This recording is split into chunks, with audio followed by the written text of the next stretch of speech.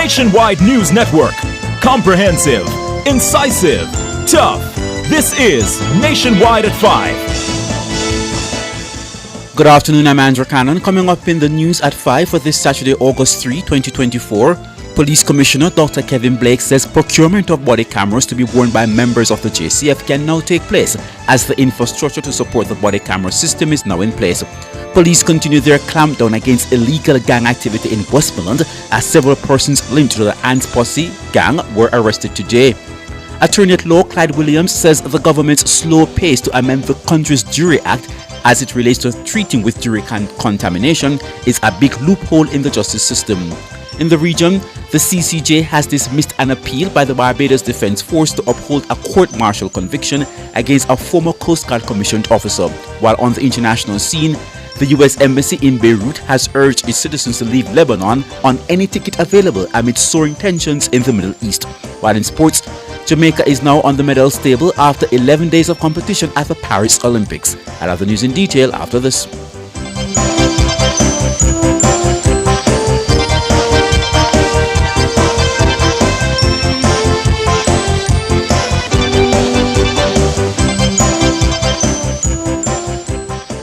If it's news, it's got to be Nationwide 90 FM.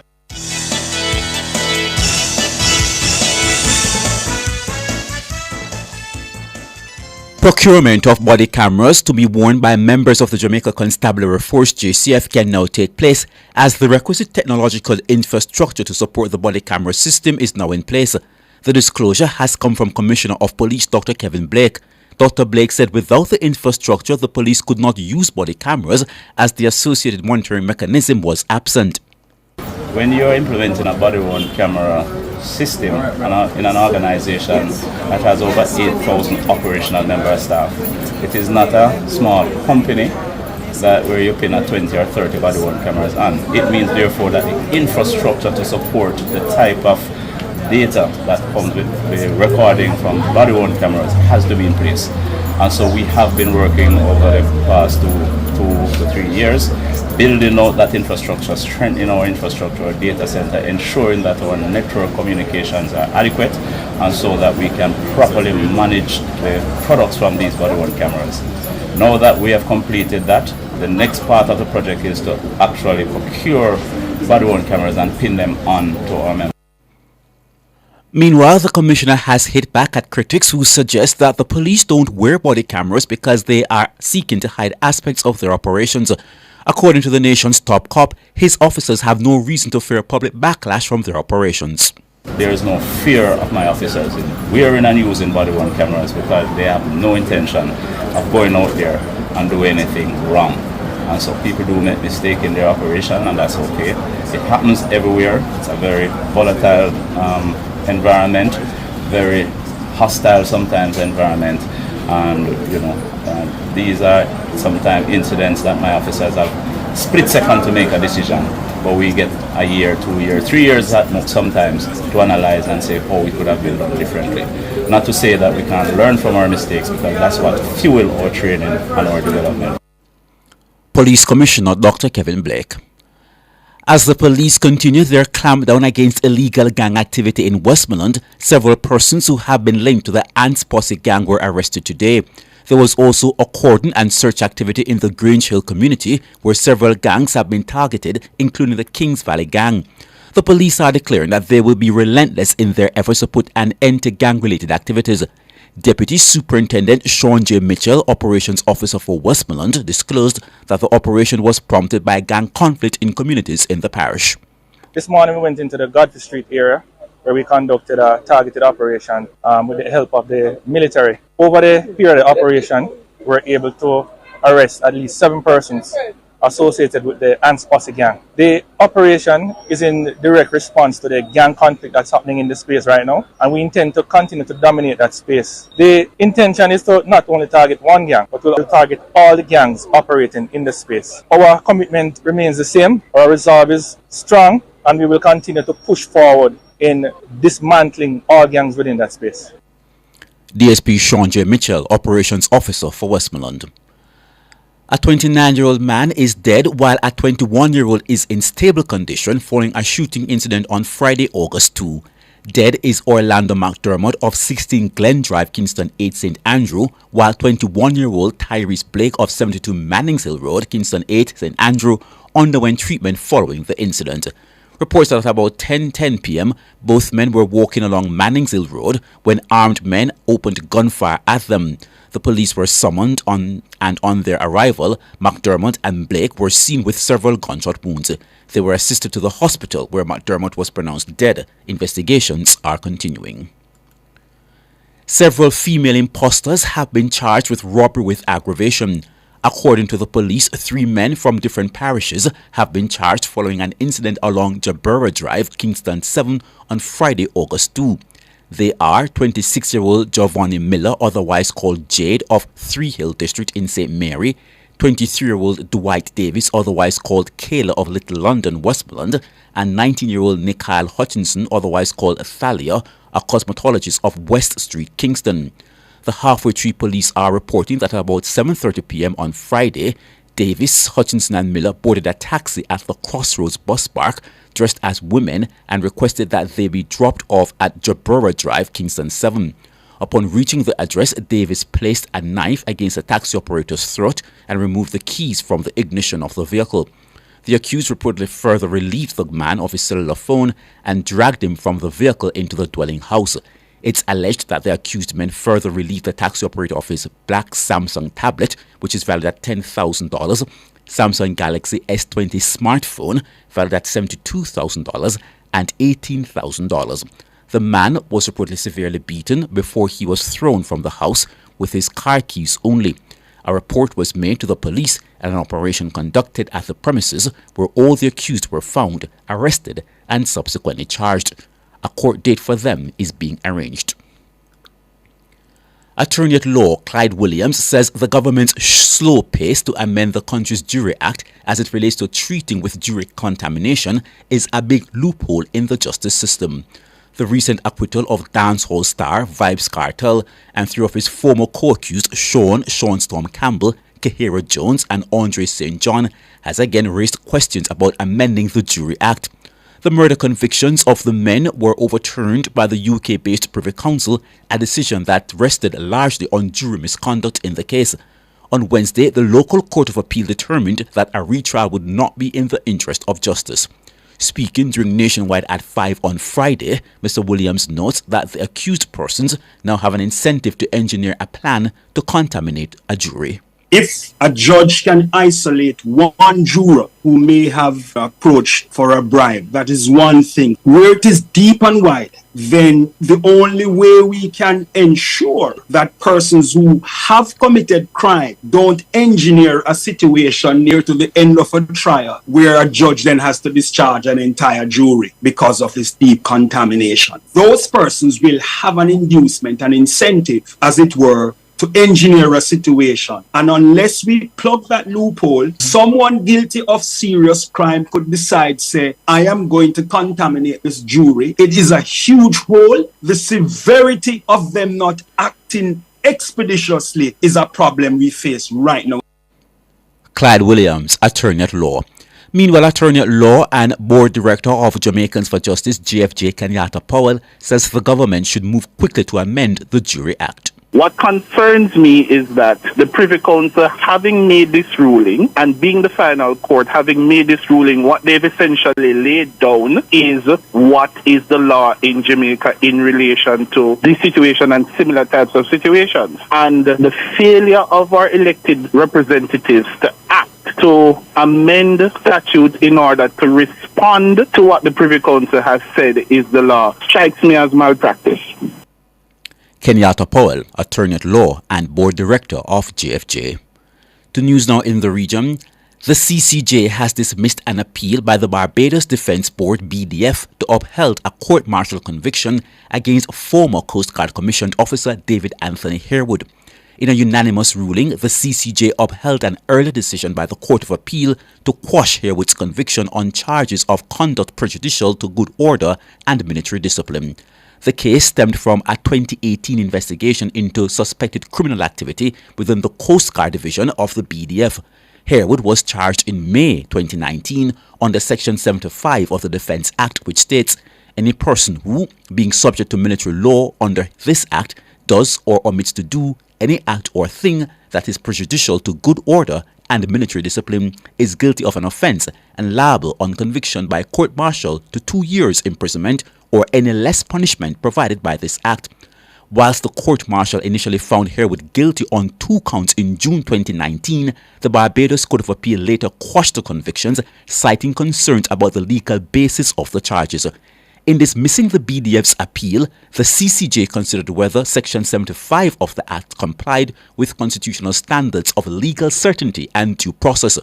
Justice Peter Jamadar delivered the court's reasons and said, the language of Section 75 is expressed with sufficient clarity to be capable of objective assessment and self-regulation. On the international scene, the U.S. Embassy in Beirut has urged its citizens to leave Lebanon on any ticket available amid soaring tensions in the Middle East. The advisory follows a similar warning from UK Foreign Secretary David Lammy, who said the regional situation could deteriorate rapidly. Iran has vowed severe retaliation against Israel, which it blames for the death of Hamas chief Ismail Haniyeh in Tehran on Wednesday. His assassination came hours after Israel killed Hezbollah commander Fawad Shakur in Beirut. It is feared that Lebanon-based Hezbollah, an Iran-backed group, could play a heavy role in any such retaliation, which in turn could spark a serious Israeli response. Let's now turn to sports. Jamaica is now on the medals table after 11 days of competition at the Paris Olympics. The country sits at 46th with 2 medals, a silver and a bronze. Rajendra Campbell gave Jamaica's first medal, a bronze, in the men's shot put with a throw of 22.15 meters. Ryan Cruiser of the USA won with a season's best of 22.90, with his countryman Joe Kovacs second with 22.15 meters. Shanieka Ricketts picked up the silver in the women's triple jump with a season's best 14.87 meters, with Thea Lafond of Dominican winning with a national record of 15.02 meters. Meanwhile, Julian Alfred of St. Lucia ensured that the women's 100 meters title stays in the Caribbean, winning the final in a national record of 10.72 seconds. She finished ahead of the American pair of Shakara Richardson 10.87 and Melissa Jefferson 10.92 seconds. Off they go. Clayton Colapole for Jamaica. Julian Alfred is running brilliantly. Alfred is in front. Shakira Richardson is left back. Julian Alfred strikes gold. 10.72. She demolishes the field. Exciting stuff there from the Paris Olympics. And now for a recap of the top stories making the news at 5. Police Commissioner Dr. Kevin Blake says procurement of body cameras to be worn by members of the JCF can now take place as the infrastructure to support the body camera system is now in place. Police continue their clampdown against illegal gang activity in Westmoreland as several persons linked to the Ants Posse gang were arrested today. Attorney at Law Clyde Williams says the government's slow pace to amend the country's Jury Act as it relates to treating with jury contamination is a big loophole in the justice system. I'm Andrew Cannon. You can find the news on our website at nationwideradiojm.com and on the Nationwide app available on Google Play and the App Store. Use is next at 9 tomorrow morning, but stay tuned because Alex Swebe, he's up next with Sports Nation Live.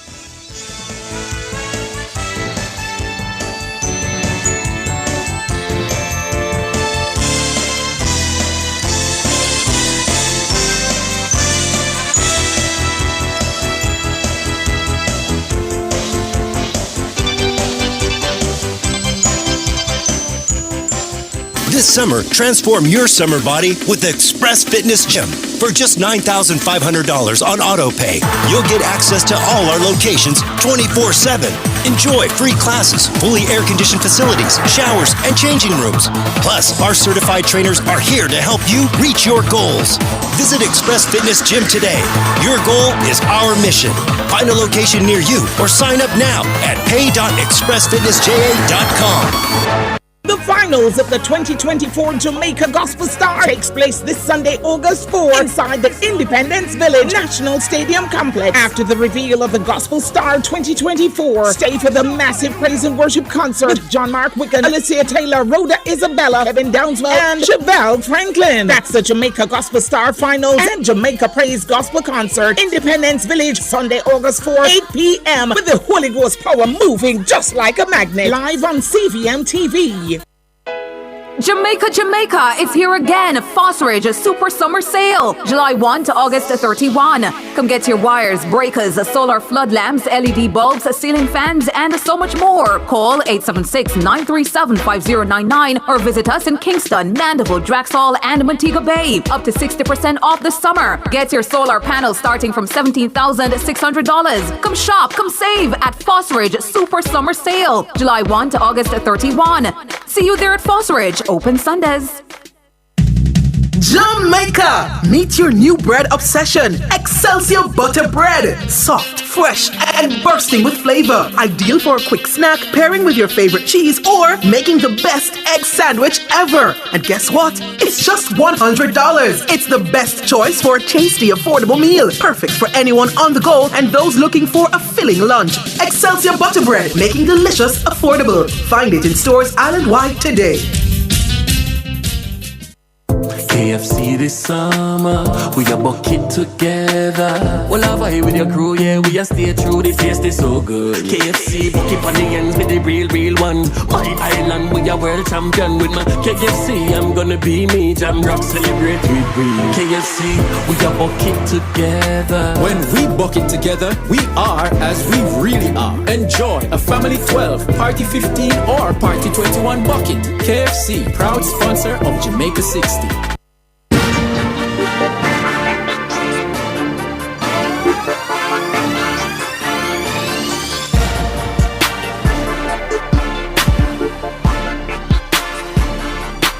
Okay, good afternoon. It's Saturday, August 3, 2024. Now, if you bowl it, we'll hit it for 6. If you pass it, we'll score it. Give us a pool, we'll dive in. And as fast as the starter's gun fires, we're at that finish line. I'm Alex Raby. This is Sports Nation Live on Nationwide 90 FM, Nationwide Radio GM.com, and Flow Channel 916. You can also tune in to our program live on our YouTube channel, Nationwide 90 FM. And remember to like, subscribe, and share our content.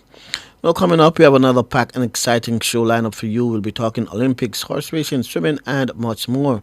But first, an athletics lesson from 1 Corinthians 9, verse 24. 1 Corinthians 9, verse 24. Do you not know that in a race all the runners run, but only one gets the prize? Run in such a way as to get the prize. Did you notice when reading this verse that it doesn't say you must win or you will win? It is actually telling us that the kind of effort and dedication victory requires. Competing with integrity is the key here. Anyone can cheat and win, but what does that do us morally? It's not about winning at all costs or abandoning your values to do anything it takes to win. This is telling us we need to perform at our absolute best and have the self-discipline to compete in a focused, well-practiced, and strategic manner. If we do that, we will perform in such a way that will be nearly impossible to beat. Will we get beat sometimes? Absolutely. However, in performing with honor, we can feel victorious even in a loss.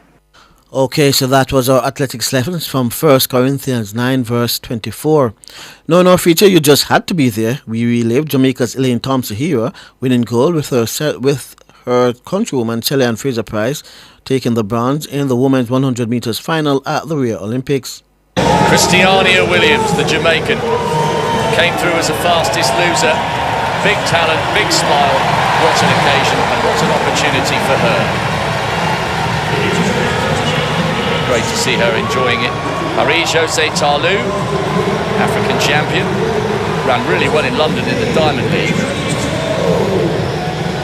A little more business-like for her walk-on. Tori Mui, bronze last year in Beijing. That's a fairly cool, composed walk-on. No big wave for the crowd. Michelle Lee IE. A few people really fancy her for this. 10.90 in qualification. She's bouncing, she looks confident, she looks ready, and their body language can sometimes tell you an awful lot. English Gardner getting a good reception there. Second fastest athlete in the world this year. Oh my gosh, this is going to be so tight, this race. All of them, brilliant CVs, brilliant performers. Elaine Thompson, Jamaican, also being greeted with a great reception. She's the fastest athlete in the world this year. Got a silver. Behind this woman in the 200 last year, Daphne Skippers. There are a lot of Dutch people who made the journey here to Brazil. She's hoping to become the first Dutch woman to win this title since Fanny Blankers-Koen in 48. And what about this? The tiny woman with the huge hair, an even bigger smile, and a gargantuan talent. 3 times the world champion over 100 metres, twice the Olympic champion.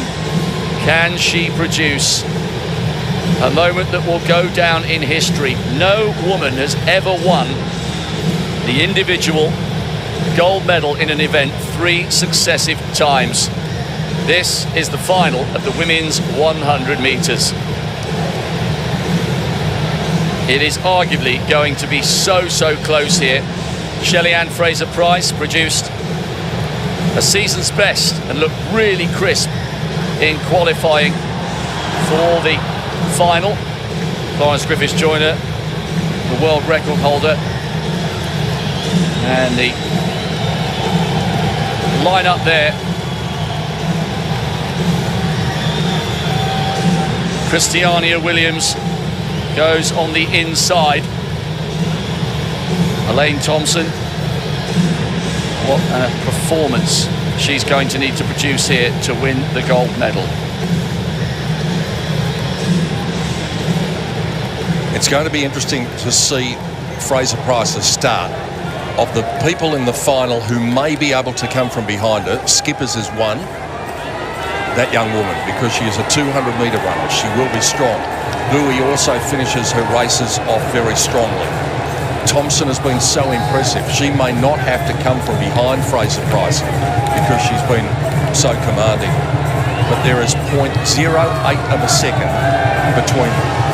Fraser-Pryce, not exactly the lead-in she would have wanted, but her 2 efforts here have been strong enough to suggest that there is a place in the history books waiting. She has 2 countrywomen in the final with her. Christiania Williams, who'll go from lane 2. Elaine Thompson, who'll go from lane 4. And the great sprinter from the Netherlands is going to be closest to the camera. And we haven't even mentioned Bailly and Gardner and Talu. What a fight. The athletes poised and ready. This could be very close indeed. Christiania Williams of Jamaica, a World Youth bronze medalist 5 years ago. A beaming smile, she came through brilliantly as the fastest loser. Marie-José Talu of the Ivory Coast. She's broken 11 seconds this year. She too coming through as a late qualifier. Elaine Thompson, the fastest woman in the world this year. Tori Bowie, bronze medal last year in Beijing, a brilliant 200-metre runner. And here's Shelly-Ann Fraser-Pryce on the threshold of history. Double Olympic champion, can she make it 3? English Gardner, the second fastest woman in the world this year. Michelle Lee looked really good in qualification. She's second from the outside. And Daphne Skippers, she says she's as good over the 1 as she is over the 2. She's very popular with the crowd, but her start must get better from what we've seen in the heats and the semi. Williams, Talu, Thompson, Bowie, Fraser-Pryce, Gardner, i.e. Skippers. Years of work, a lifetime of dreaming, and all for an 11-second route to glory. This is the women's 100-metre Olympic final.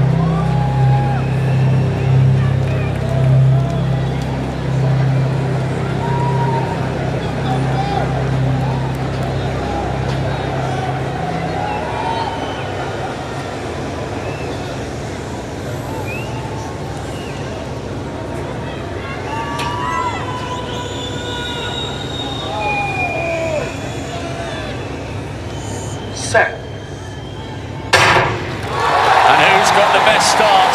It's pretty even, but Shelley-Ann Fraser-Pryce trying to come away, but Elaine Thompson on the far side. And it's Thompson who's going to become the Olympic champion. She's beaten the Queen, and she's done it in style. 10.72, and what a way to win your maiden global crown. She was up against one of the greats. Shelley-Ann Fraser-Pryce got out to the blocks well, but come the moment, it was Elaine Thompson who delivered the performance of a lifetime. She follows Shelley-Ann Fraser-Pryce as the Olympic champion, and she is a worthy winner.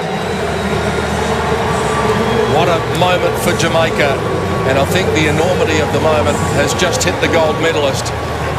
Skipper's found herself back in 5th placing. Fraser-Pryce got off to a good start, but she just couldn't clear the rest of the field. And after travelling 20 metres, Thompson got that high speed going, and now she goes to her fellow countrywoman and says, well done, you've got a medal, I've got the one that you're after. But it's a great night for Jamaica. 10.71 for Thompson. Bowie has been able to spear through in the middle and get the silver medal at the last gasp at 10.83. And it's a season's best for Shelley-Ann Fraser-Pryce. That's all you can ask. She's run quicker than she has done at any stage this year. But on the night, she's found someone too good, and luckily for her, it's someone who comes from the same great sprinting nation. And now the tears are beginning to flow for Elaine Thompson. There are the 3 medalists, but it's Thompson who looks utterly shell-shocked. She can't believe what she's achieved, but she should watch this back. She's third from the right-hand side. She didn't get the quickest start. Fraser-Pryce was up, and then Thompson got into her stride, and she's won this by quite some margin as well. A brilliant performance. Shippers was trying to close in on the medals at the end, but she hasn't quite been on the money in terms of her start so far, and she'll be really fired up to make amends for that come the 200. But this was Elaine Thompson's day, and what a way to become the Olympic champion. That is a huge margin under the most enormous pressure. And she will think back on a day where she had a discussion with her coach Stephen Francis, who told her the truth. He told her that she hadn't performed very well and laid it on the line to her, and she said it was a speech that changed her life. And I think she should be rightly proud of that performance, bearing in mind the season she's had.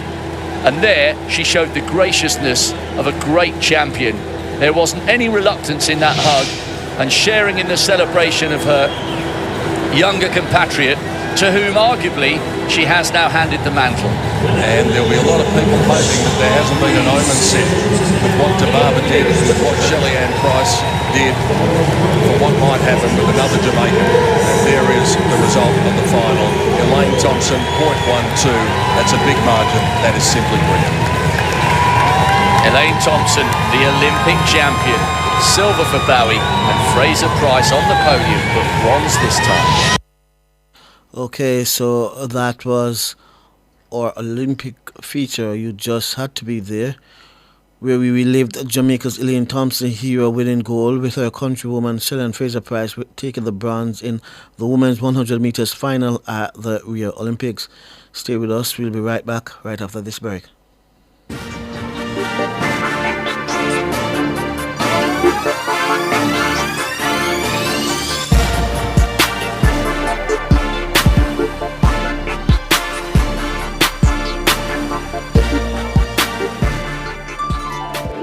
Get ready for KB's Grand Back to School Fair and Concert on Saturday, August 10, 2024 at 31 East behind Portmore Town Centre. Enjoy special discounts on books and back to school supplies, in-store prices and surprises, plus free back to school medicals. As the sun sets, enjoy music from special guest artists hosted by the hilarious Johnny Daly. Mark your calendars and don't miss out on KB's Grand Back to School Fair and Concert starting at 10 a.m. See you there. Discover something new. Discover the KB difference.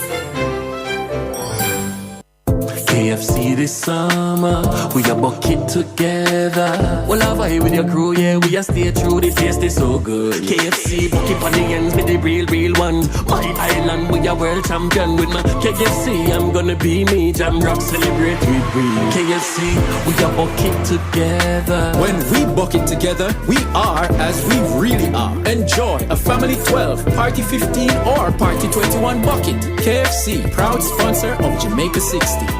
We all have a champion spirit, a uniquely Jamaican spirit. We think the unthinkable and reach for the unreachable. The steady pulse of greatness beats in us all. As powerful as we are, there comes a time when everybody needs a strength. Something to take you over that last hurdle and across the finish line. Your moment is now. Unstoppable with NCB. This back to school season, shop, save, and win uniforms and school supplies with Maxi Kingston. 3 lucky shoppers will win a back to school bundle when they shop this summer. Visit us at our Springs Plaza or Red Hills Road locations from July 22nd to August 27th and save up to 25% off school essentials. Visit maxikingston.com for terms and conditions. Authorized under Section 58 of the Betting, Gaming and Lotteries Act. Can't wait to see you. Jamaica, it's here again. Fosridge Super Summer Sale, July 1 to August 31. Come get your wires, breakers, solar flood lamps, LED bulbs, ceiling fans, and so much more. Call 876-937-5099 or visit us in Kingston, Mandeville, Draxall, and Montego Bay. Up to 60% off this summer. Get your solar panels starting from $17,600. Come shop, come save at Fosridge Super Summer Sale, July 1 to August 31. See you there at Fosridge. Open Sundays. Experience Jamaica's Olympic triumphs in Jamaica Gold, a golden spotlight. Brought to you by Petrojam E1087 gas promotion, serving Jamaica's energy needs. Usain Bolt won his 2nd gold medal of the Beijing Olympics and Jamaica's 10th overall when he ran a world record of 19.30 seconds to win the men's 200 meters final.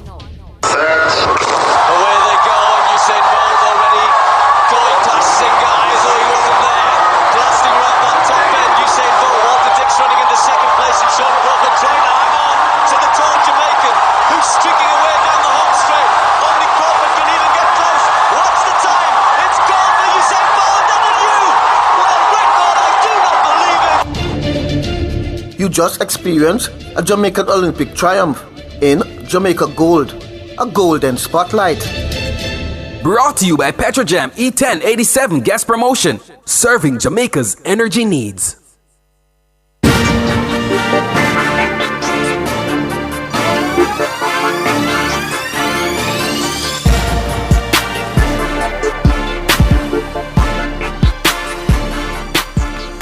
Okay, good afternoon. Welcome back to Sports Nation Live. I'm Alric Swaby working with Kevin Williams on the other side of the glass. We'll be talking some Olympic now as Jamaica is now on the medals table after 11 days of competition at the Paris Olympics. The country sits at 46th with 2 medals, a silver and a bronze.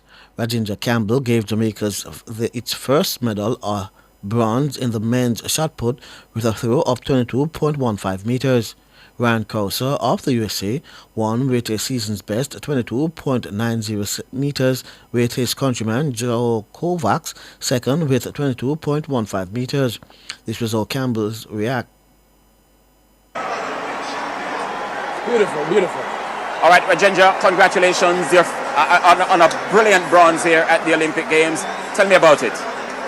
It's a good feeling, definitely. You know, it's been a rough championship for me. Last year, Budapest, the goal was to make the finals. Coming a little more ambitious, achieve more. So next year, raise the bar a little higher. Yeah, 22.15 was your best throw. Did you know at the time when you threw that you at least will get a medal? I figured I'd have to go further. The intention was to improve on it. Honestly, I was targeting national record. I was actually targeting the goal, but the condition changed, so we had to adjust. Fortunately enough, I was able to respond in the last one. Unfortunately, I didn't really save it, but I was happy nonetheless. And the result, first bronze for Jamaica. I think it's the first medal so far, right? Yes, you've opened the medal account for Jamaica. Right, we start the count. Yeah, your first global final, what did you learn? I think last year at Budapest, I wasn't as ambitious as I should have been. The goal was to make the finals, which I did. And once I achieved that, in a way I lost the motivation when I realized I got to go back out. You know, so I was like, okay. So this year, I talked to coach about it. We planned for this. and especially we got the day rest. So with that was a crucial part of it. What's next for you for the rest of the season? I'm not sure. I gotta talk to my agent and figure that out. Maybe I want to end the season right now. We don't know. We'll see how it goes anyway. You can't. You're a bronze medalist at the Olympic Games. You're going to get meets. Yeah, your definitely. agent should be calling you tonight to say, Rajendra, we have got. No, definitely. We have some meets already, but yeah, we see how best we can schedule it, because definitely need a drink tonight. You've come a far way, man. You've really come a far way. It's been a difficult journey, more difficult than it should have been. I personally believe that as it relates to the field event athletes, we are just as capable as the sprinters. But unfortunately for Jamaica, they only see the sprinters as treasures. So hopefully this can show them that the tide is changing. I mean, I expect good from the guys tomorrow, but at the same time, the throwers, the jumpers, everybody needs support. I hope so too. Congratulations once again, Rajendra. You deserve it, man. All right, thank you. How will you celebrate your medal? Well, I gotta go call the family first and the little boys so they can hear the screams, and then after that I'll decide what cheeseburger I want. All right, Rajendra, thanks. All right, thank you. Okay, so that was Rajendra Campbell, Jamaica's bronze medalist in the men's shot put. Now, Shanika Ricketts picked up the silver in the women's triple jump with a season's best 14.87 meters, with Thea Lafond of the Dominican winning with a national record of 15.02 meters. Another Jamaican, Akila Smith, finished 7th. Ricketts was getting her first Olympic medal. All right, Shaniki, congratulations. You're the first Jamaican female to win a field event medal at the Olympic Games. How does that make you feel? It makes me feel happy, to say the least. It's something that I've been striving towards throughout my career. I missed the podium in Tokyo, and I think tonight is just sweet redemption. And I think for Jamaica, this can be a boost for the camp, and hopefully we'll have even better performances over the next few days. Yeah. All right, tell me about the final, because things could have gone so differently for you. You could very well be stepping at the top of the podium, at the medal ceremony. But tell us about the final itself. I was expecting to jump further. That didn't happen. But I'm grateful for the season best. I did not have anything laid down for me out here. And so I had to show up, and I had to fight, and I had to give it my all. And I'm proud of how I was able to compete tonight. Mm-hmm. I mean, things swing from one side to the next. During it was a sort of topsy-turvy sort of thing, and your final performance, you're capable of so much more. And on reflection, you just hope that your best would have been produced at the biggest stage. Yes, definitely. The aim is always to do your best at the major championships, because that's when it matters most. This is what we've been preparing for since September, and I'm just grateful that I was able to put my best performance on tonight. You've been one of the most consistent jumpers in the world for the better part of the last 6, 7, maybe 8 years, and you're always amongst the favorite to win medals. What is it going to take to crack it and get to the very, very, very top, which I'm sure you know you deserve? Yes, I think at the top is basically the top 3, because there's literally increments that separates the top 3. So I think that winning a silver medal or a bronze medal or a gold medal is being at the top of your sport. And I'm just grateful for the consistency that I was able to display over the years. A lot of it has to do with my husband, Coach. I think he's a genius at what he does, because at every major championships I'm always at my best. And I think my support team in Norman Peart as well is also a contributing factor. Yeah. And talking about your husband, Kerry, he's right here with you. I'm just asking you to join the shot, and if you just hand the microphone to him, Kerry, get close to her, right? Right. So here's the man who she says works the magic for her, Kerry Lee, her husband. Kerry, you've put together, your wife's program for years, and this must now be the crowning moment. Yes, definitely indeed. This one is something that always seems like it's missing us. We have Commonwealth gold, we have 2 World Championships silver. We just need an Olympic medal. So to come here tonight, coming in we rank about 5th. So to come and get a medal, trust me, it feels awesome. Yeah, you were telling me before Shaniki came up here about the situation that played out in the final. Could you just repeat it? Okay, it's fantastic. Many people would know. I mean, her jump, the breeze was actually in her face, a negative breeze. She even had one where she had to push from the back in terms of approach. It was like negative 2.1. So if the jump was we could have actually gotten better results had the wind been favourable and conducive to big jump.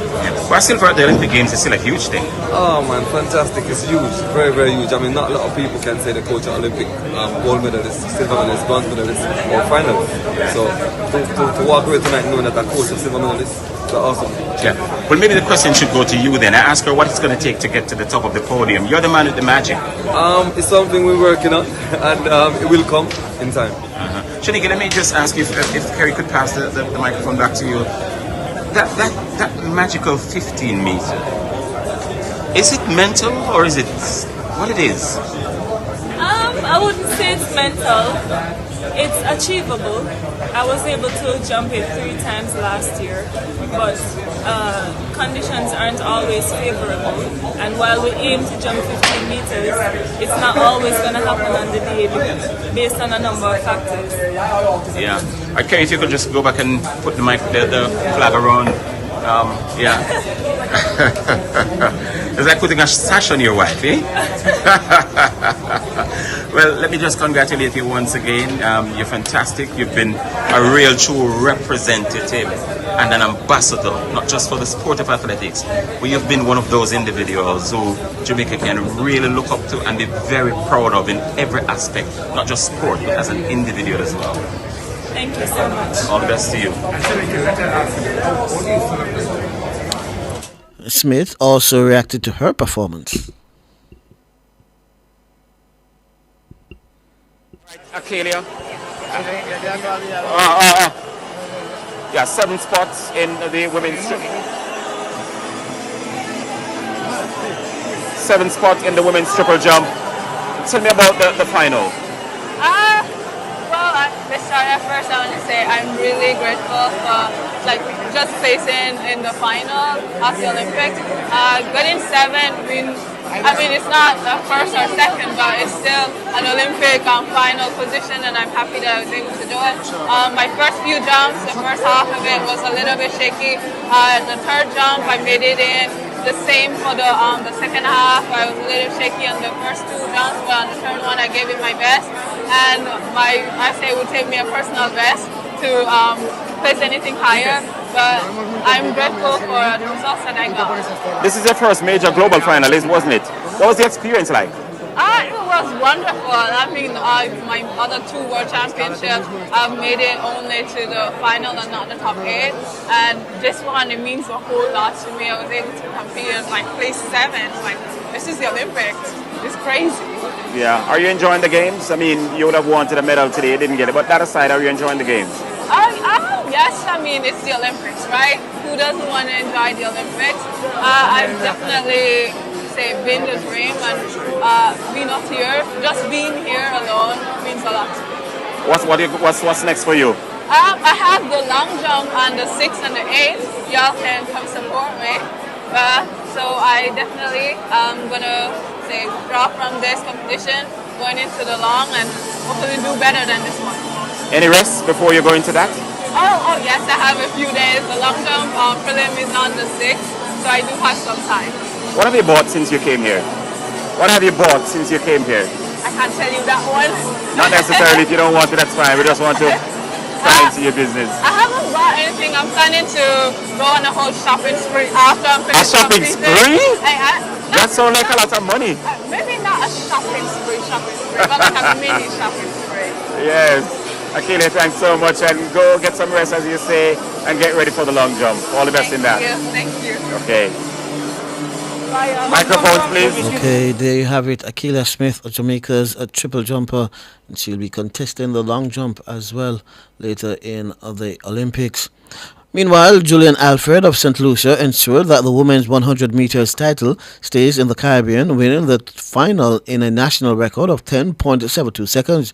She finished ahead of the American peer of Shakari Richardson, 10.87, and Melissa Jefferson, 10.92 seconds. Off they go. Clayton Colapole for Jamaica. Julian Alfred is running brilliantly. Alfred is in front. Shakira Richardson is left back. Julian Alfred strikes gold. 10.72. She demolishes the field. Los St. Lucia's Prime Minister Philip Joseph Perrier says there have been calls for a national holiday. You're on live radio in Kingston, well, in the whole of Jamaica, not just Kingston, all of Jamaica is listening to you. Oh, I am. Good afternoon, Jamaica. How are you? We are good. How are you? Good. How are you? Congratulations. I am happy. That's all I can say. I am happy. And we're very happy for you. St. Lucia has just joined Jamaica in getting our first 100-meter gold medal in the women's finals in the Olympics. This is a historic day, and I'm very happy that I can be part of that history. Absolutely wonderful, Prime Minister, and the reaction of those around you to Julian Alfred's stunning performance. Well, I'll tell you what, I'm actually at the Derek Walcott Square. That's downtown Castries. And it's raining, but no one cares about the rain. I'm all soaked myself, but people are just happy, people are jumping, and you know what? They asked me to declare a day a public holiday. I'm happy today is Saturday. I think you should, Mr. Prime Minister. You can give them on Monday. Mr. Prime Minister, Monday is always there. Monday is there. I'll be in a lot of trouble. Monday is always a possibility, Mr. Prime Minister. Yes, well, you know how it is. Well, I'm sure when I get a cabinet on Monday, we'll decide and see what's happening. But I can tell you what, everybody's ecstatic. And we're very happy because Jamaica came before us. We were proud of the performance of Jamaica, and we followed. But it's one Caribbean, so the whole Caribbean is celebrating. Yes, indeed. Yes, indeed. And if I may ask you, Prime Minister, your expectations when they lined up at the start, were you expecting gold or were you hoping for gold? Well, I'll tell you what, from the performance at the semi-finals, I knew we had a very good chance. The semi-finals gave me hope, and then when the Jamaican athlete wasn't, unfortunately, it did not take part, I knew that our chances were great. But I'm ecstatic. But from the semi-final, I knew we stood a good chance. There have been some great St. Lucians over time. You've produced an outstanding, a world-class economist. You've produced outstanding people in many areas. Julian Alfred's performance, though, Prime Minister, ranks up there with the very, very top. Yes, sure. And I'll tell you something, and she must serve as a model to the young people of St. Lucia and the young people of the region in that discipline, hard work, principle, commitment can get you through. So Julian Alfred hasn't only won a gold medal, she's a poster girl for discipline, commitment, and hard work. All right, Prime Minister, just before you go, I'm sure it's very early, very, very early, but you must be planning to do something great for this young woman to mark what she has done for your country.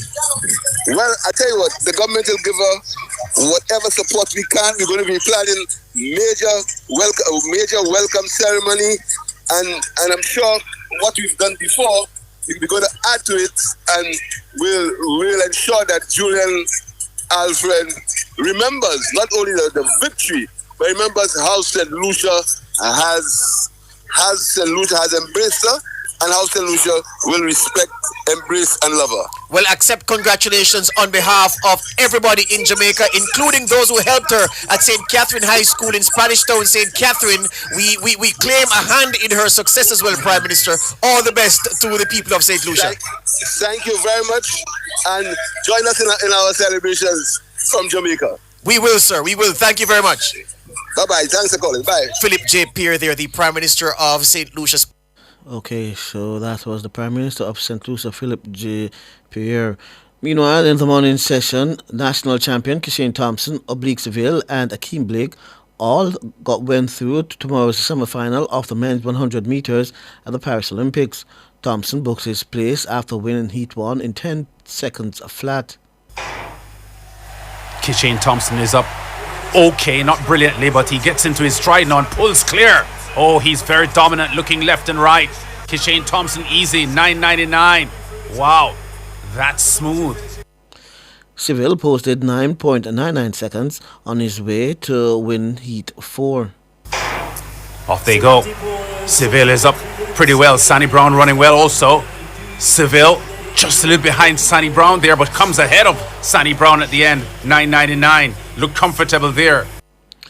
Seville says he wasn't pleased with his start. Oblique, your performance this morning, talk to me about it. Well, my performance was good, but I didn't really get the start that I could, but I actually pulled off a pretty decent run, and it was actually a good job. It was a pretty good run. Yeah. My friends and I were here watching you, and we thought that you were dragged into a late burst because so many people were coming down on you. Yeah, I understand, but it's just because of the experience over the years, and I know how to handle the pressure. So I actually kept my composure and pull through. How do you feel, though? Well, I feel very great because this is my second race after the trials, because I actually picked up a slight injury, so I'm feeling really good. Yeah, we watched you in training all week, and we thought that you did, you came through very well, and you look ready. We talked to you about the muscle mass that you've put on your body. How are you wearing that? Well, it's actually good because this muscle mass shows that I have a lot of strength now, so it's just improved my speed and my strength endurance. Yeah, and there's so many power runners in the event. We just saw one. We spoke with Ferdinand Omaniala just now. Kishane is also there, and there are one or two others. So you've got to get that together because you'll be left behind even though you have the speed. Yeah, I'll definitely get it together because, as I said, my experience will bring me throughout every round. What are you going to be doing tonight as you get ready for the semi-finals? We'll get a little treatment and eat some healthy food and rest. Well, you're okay with the food in the village? You're okay with it? You can say it. Are you? Oh, you put me on the spot. No, it's not on the spot. Well, you said you're okay with it? Well, breakfast is pretty good. And the others isn't? I said breakfast is pretty good. Give us an insight into what breakfast is. Well, a normal breakfast everywhere in the world is just the same. Like normal egg pancake and bacon. Oblique, thanks so much. You have a sheepish look on your face, you know. There's something that you don't want to say, but we understand. Thanks a lot. Okay, so that was Oblique Seville. Now, Blake finished second in Heat 6 in 10.06 seconds. The race was won by Kini Simbini of South Africa in 10.03 seconds. For the second time, Adele Tracy failed to qualify for the semi-final of the women's 800 meters, finishing 5th in Heat 2 of the repechage. Tracy said she's using the event as part of her preparation for the 1500 meters. All right, Adele, for the second time in succession, second days in succession, you're on the track in the 800 meters, this time in the repechage. You didn't quite make it just like it was yesterday. How would you put those 2 days together? Yeah, I think for me, usually coming to the 8 is a little bit easier after the 1500 training. A lot of my training is geared towards that, so but today was challenging because I didn't go to bed until after 12 o'clock last night. Obviously, the recovery, getting back to the accommodation, etc., and then to turn that round and come back out this morning bright and early. Yeah, it's a quick turnaround. Yeah, so that would have played a part in it, right? Yeah, I think for me, like I said before, the 800 is a step forward and just kind of a part of the process for the 1500. I haven't been able to get the races in my body, so I'm hoping this would have given me a really good stimulus for next week, and all my training's kind of been more geared towards the 1500 this year, so hopefully, yeah, that set me up for that. Yeah. Was it deliberate that you didn't run more 800 before coming to the Olympics? I had a foot injury that prevented me from doing that. I was actually supposed to open up my season in May, and then right the week of when I was supposed to race at Prix, I got a foot injury which prevented me from racing, and then at Jamaican trials that was my first race in spikes, and that set me back a little bit because it was too early in the recovery process. So I'm really happy to be here in one piece. I'm really proud of the work that I put in because it's been a really challenging year. Yeah. Would you continue to event switch, or will you settle on one eventually? No, I think had I had the proper preparations like last year, I did the 8 and the 15. They complement each other really well, and my fitness should be able to withstand the schedule. So I'm hoping next year I'll be able to do the double again, and hopefully bring more justice to the 800. Yeah. You've got some days now to rest before the 1500 meters. What are you going to be doing, in those days leading up? Yeah, just making sure I'm getting the proper recovery, taking care of myself, and really keeping on top of everything. And yeah, I'm hoping that this stimulus from racing will have just set me up to get that in my system and I'll feel more ready for Tuesday. Finally, the competition aside, are you having a good time? Yeah, no, I'm really enjoying it. It's been a great time sharing with my roomie Natoya Gould. I'll be cheering her on in the next round of the 800. Yeah, how do you think she'll do? Yeah, she's in amazing shape. She's got a really great mindset. I can see that she's really excited, so I think she's going to run really well. It's a massively competitive event. I mean, any woman can win it on a particular day, and the times are impressive on any particular day. Yeah, I think that's the thing with the 800. It's such a hard event to train for. You have to get all those aspects of endurance and speed. And so, yeah, these girls are really bringing it, and you're just going to keep rising. Go back to bed, get some rest, get some lunch, relax, and then go back to preparing for the 1500 meters. Thank you, Adele. Much. Cheers. All the best. Okay, bye. Adele. Okay, there you have it. Adele Tracy using the 800 to prepare her for the 1500 meters that comes up later in the Olympics. Now, let me move away a bit from the Olympics and jump over here to some cricket as the practice match between West Indies 11 and South Africa that ended in a draw. The West Indies, they made 397 and 46 for 4, while the South Africa, they made 408 for 8. They cleared. So that match, that warm-up match, 4-day warm-up match between West Indies 11 and South Africa ending in a draw. And just to let you know that at 7:30 we'll be opening the lines to take your calls. The number to call are 876-630-9371, 876-630-9372, 876-630-9373, and 876-630-9374. Again, the numbers to call are 876-630-9371, 876-630-9372, 876-630-9373, and 876-630-9374. With that, we take a break and we come back with more here on Sports Nation Live.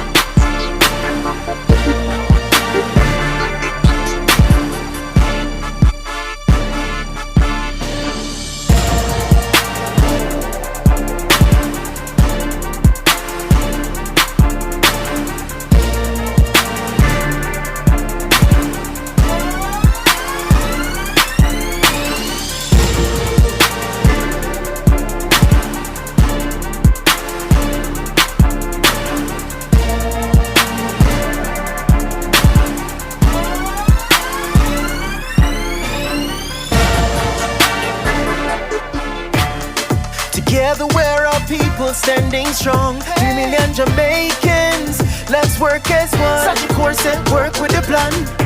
Proud and tall, let's make the whole world understand. Every Jamaican have the heart of a champion. Such a core, big up with champions. Watch my style, watch my skill, watch my flow. Standing out anywhere where we go. Many goals, many dreams, many strides. On the black, green and gold, and we pride. Proud and tall, let's make the whole world understand. We are strong when we are one, Sagicor, celebrating Jamaican success. KFC this summer, we a bucket together. Well, I vibe with your crew, yeah, we a stay true, the taste is so good. KFC, bucket on the ends with the real ones. My island, we a world champion with my KFC, I'm gonna be me, Jam Rock, celebrate with we.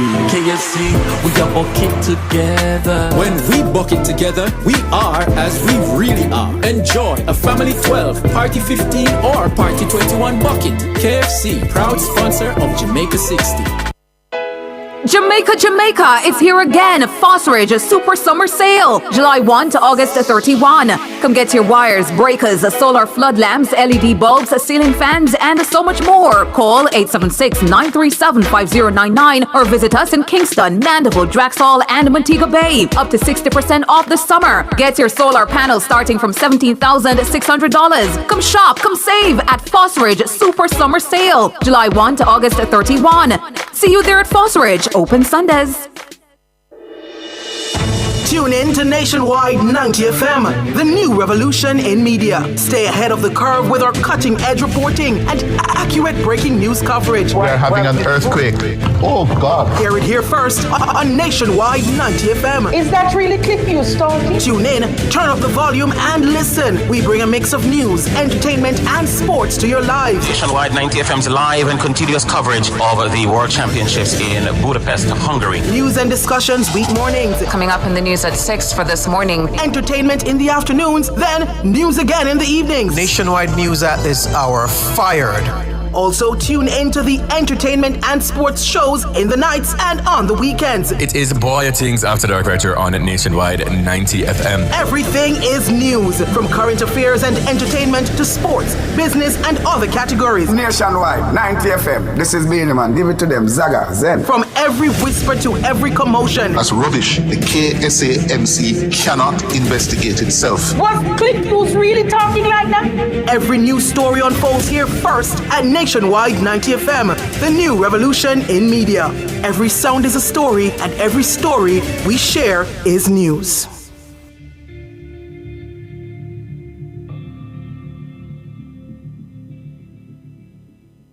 Experience Jamaica's Olympic triumphs in Jamaica Gold, a golden spotlight. Brought to you by Petrojam E1087 gas promotion, serving Jamaica's energy needs.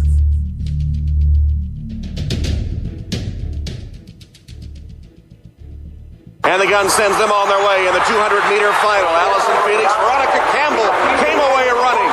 They're approaching the top of the home straightaway. Veronica Campbell, Aileen Bailey, Allison Felix comes alongside Campbell, and the battle is joined. Campbell is in front. Felix trying to catch up. Veronica Campbell has the lead. Felix digging down, but Campbell will cross the line to win it with Felix second. That's how Veronica Campbell won her first and Jamaica's sixth gold medal in Olympic history. At the age of 22, Campbell represented Jamaica at the 2004 Athens Olympics. She competed in both the 100 and 200 meters. She won bronze in the 100 meters. Campbell was expected to threaten but not beat the favorite in the 200 meters, the outstanding American Allison Felix. But in a stunning display, Campbell decimated the field. She ran a blistering curve and held her form down the stretch to become the first Jamaican and first Caribbean woman to win a sprint title in Olympic history. You just experienced a Jamaican Olympic triumph in Jamaica Gold, a golden spotlight. Brought to you by Petrojam E1087 gas promotion, serving Jamaica's energy needs.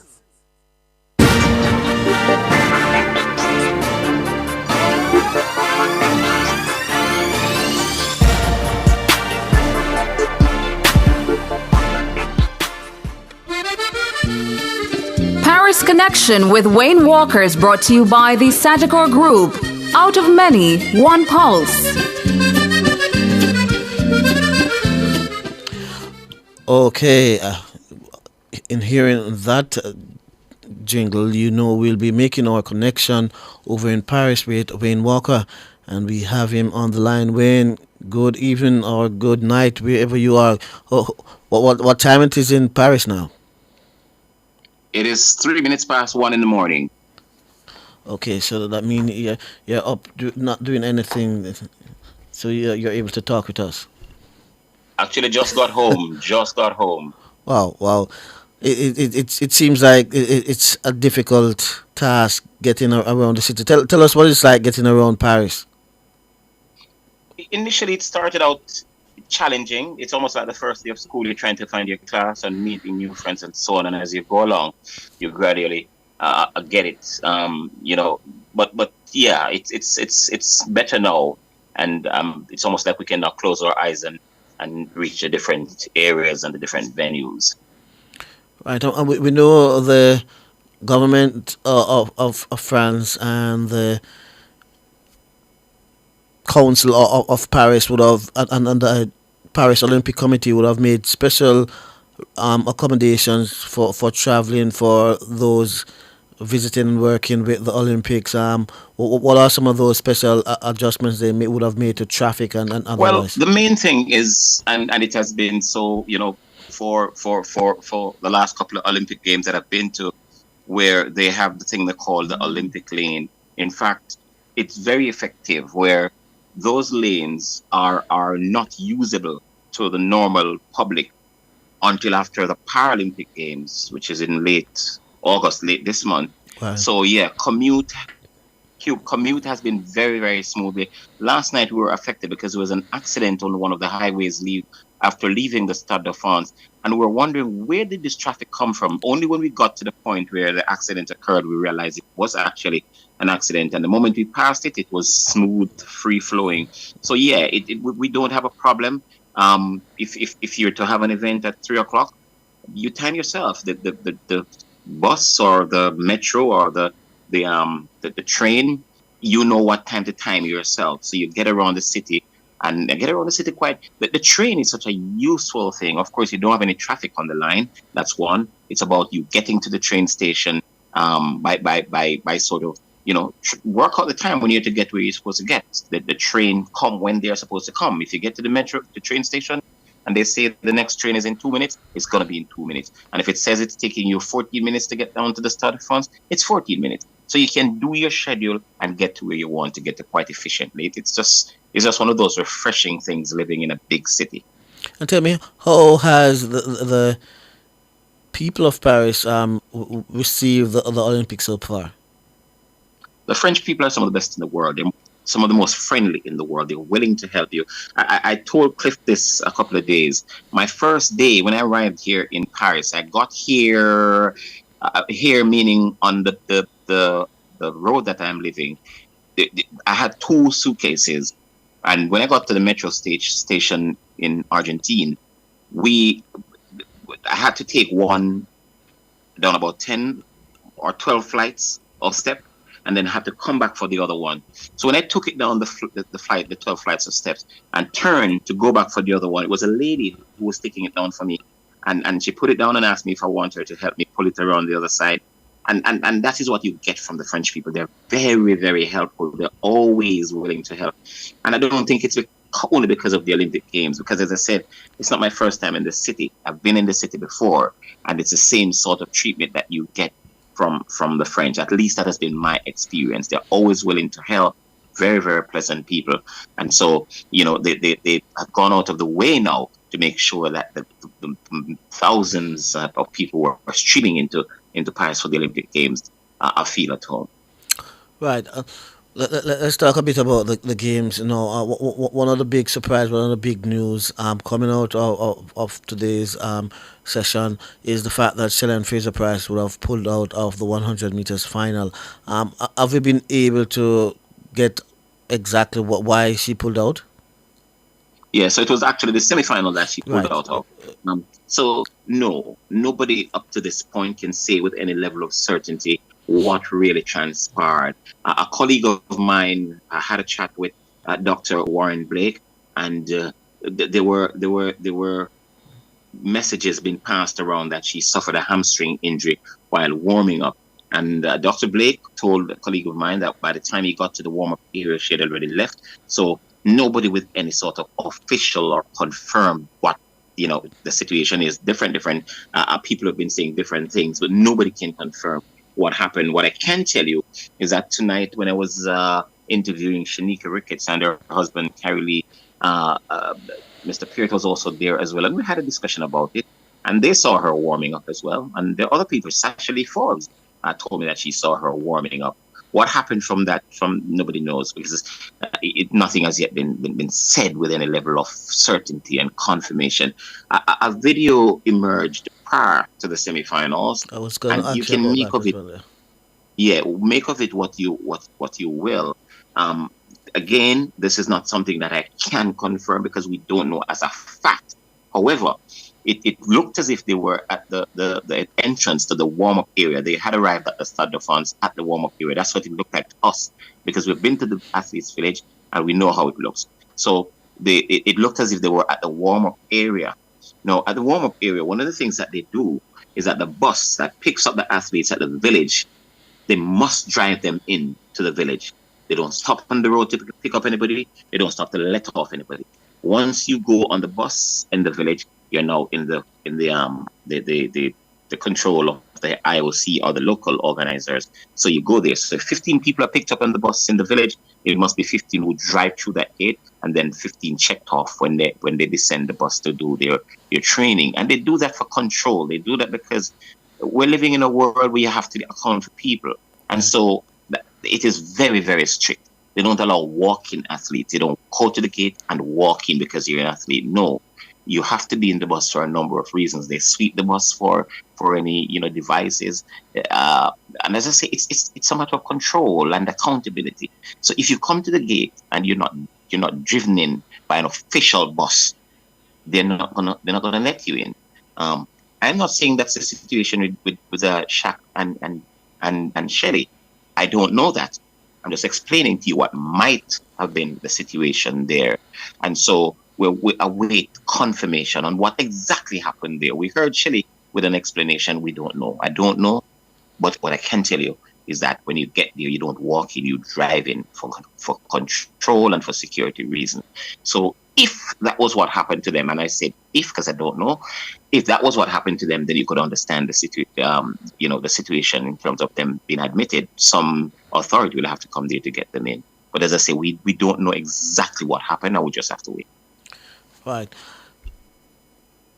Competition at the stadium would have started from the morning session with the men's sprint. I mean, and taking it from a Jamaican perspective, we would have seen several or top three sprinters lighting up the track, especially Kishane. Tell me from what you would have seen in those heats, your thoughts on what we should expect come tomorrow in the semifinals. Yeah, so Kishane was impressive today, even though I think the Fred Curley from the USA, not only does he have the fastest time of 9.87 seconds, but I just think that he looked very impressive. He was controlled, he was smooth. But Kishane, you can't ignore him. I mean, he was in the first heat, and even though he got a yellow card for unsportsmanlike behavior, he really, really cruised. And believe me, this track is so fast. And one of the things that, just to divert a bit, that I think might have affected the times in the women's 100 meters today, the semi and the final, it was a bit nippy in Paris today. Okay. Yesterday it was very, very hot, and that's why you saw those very quick time. Tonight it was nippy. Yeah, it wasn't very cold, but yeah, you could feel the chills. And I spoke to a few of them, and they said yes, they could feel the chills. So I'm sure Kishane would have probably gone faster if it was a little warmer today. The same for the others. But if what we saw today is anything to go by, I think Kishane in particular is in for a banger. And I also think that Fred Curley, if he can come back and reproduce what he did today, once they get good weather tomorrow, it's going to be very, very, very, very fast times. I still have Kishane as the man to beat, but Ferdinand Omaniala was the only other man since Usain Bolt's days to run 9.7 along with Kishane. He looked good coming through in his heat as well. The youngster from Botswana, Letsile Tebogo, he too looked well. Fred, as I said, looked well. Benarek also looked well. So the athletes who are going to make sure that Kishane is kept honest. Oblique Seville, we keep talking about Kishane, we also need to look at Oblique Seville because he too, even though he didn't have the smoothest, and he admitted that his transition. Telling us about Oblique Seville and how well he looked, and he should be factored in the conversation as it relates to the medalists and even the gold medal in the USA. Wayne, are you back with us? Yes, man. What was it? What was the last thing you heard? We lost you. You were telling us about how well Seville looks, and he should be factored in the conversation for a medal and even the gold. Yeah, he should. the goal might be a stretch, but definitely he's in the medal contention. And Akeem looks smooth as well. I like how all three Jamaicans look. They look good in different ways. Kishane, he was in cruise control. Oblique is his transition and his execution over the 100 meters. And he admitted that he didn't have the smoothest of races today, but he also admitted that he has time to correct it because he knew exactly what he didn't do and what he should have done and what he will do come tomorrow in the semi-finals. And as I said, Akeem Blake also looked really smooth as well. And in fact, I was impressed with all three Jamaicans. But as I said, there's so many other biggies in it, and it's gonna be one hell of a race. If you notice, I didn't call Noah Lyles his name because Noah Lyles is still, and you have to give him it, the face of the sport. Right. I was going to say the sport or the face of the event, but I think it's fair to give him the face of the sport title. Will he leave Paris still the face of the sport? Who knows? That could change. But let's see. He struggled a bit today, but that's not what allows. He'll come back tomorrow and produce something big. But let's see. What I can tell you, it's going to be a hell of a crescendo tomorrow night when the 8th fastest men in the world is here clashing that 100 meters final.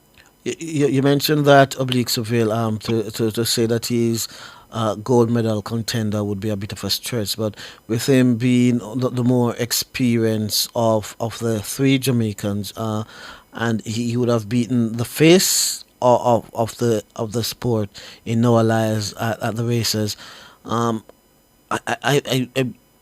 I don't see how you can say that it would be a stretch. Mm-hmm. Yeah, it would be a stretch because his lifetime best is 980 and change, 82 I think it is. But then you've got two men in the event who know exactly how to run 9.7. Nobody else in the event. So the experience is one. Stephen Francis said it last week. Experience doesn't win titles. What wins titles in 100 meters is speed. Speed. Once you keep your nerve, it's speed, and I think it's an apt description when it looks at this one, because Oblique Seville, yes, he did beat Noah Lyles, and that's been the highlight of his season so far. Yes, we know what he's capable of. He was fourth in the last two world championships. So yeah, you'd want to think that a year, 2 years older, wiser, and more experience. He's put on some muscle mass and so on. But I just think that Kishane and I think Kishane, I'm not going to look past him. I think he's ready to run, and I think also Letsile Tibogo is also ready to run. And you can't, however you feel about him, rule out Noah Lyles. But yes, Oblique is going to be a medal contender. I just do not think he's ready to win a gold medal in this sort of cauldron, in this sort of firestorm, if you like, because believe me, there's some crazy people in this race still to be sorted out. And after the semi-finals tomorrow, I suppose it will be clearer as to the destination of that gold medal. But Fred Curley and Kishane, they impressed me today. Right, and speaking of the gold, Julian Alfred would have won the gold in the women's race earlier today, sending off wild celebration in our country. We were able to speak with the Prime Minister, who was at one of the watch parties in St. Lucia. There were four that was organized by the government of St. Lucia. He was at one of those watch parties. We could hear the excitement in the background. We know what they would have done for her when she gave them the goal in indoors, 60 meter indoors. Can you imagine what they'll do for her now that she's an Olympic champion? Well, maybe the next time you talk to a Prime Minister of St. Lucia, it will be Julian Alfred.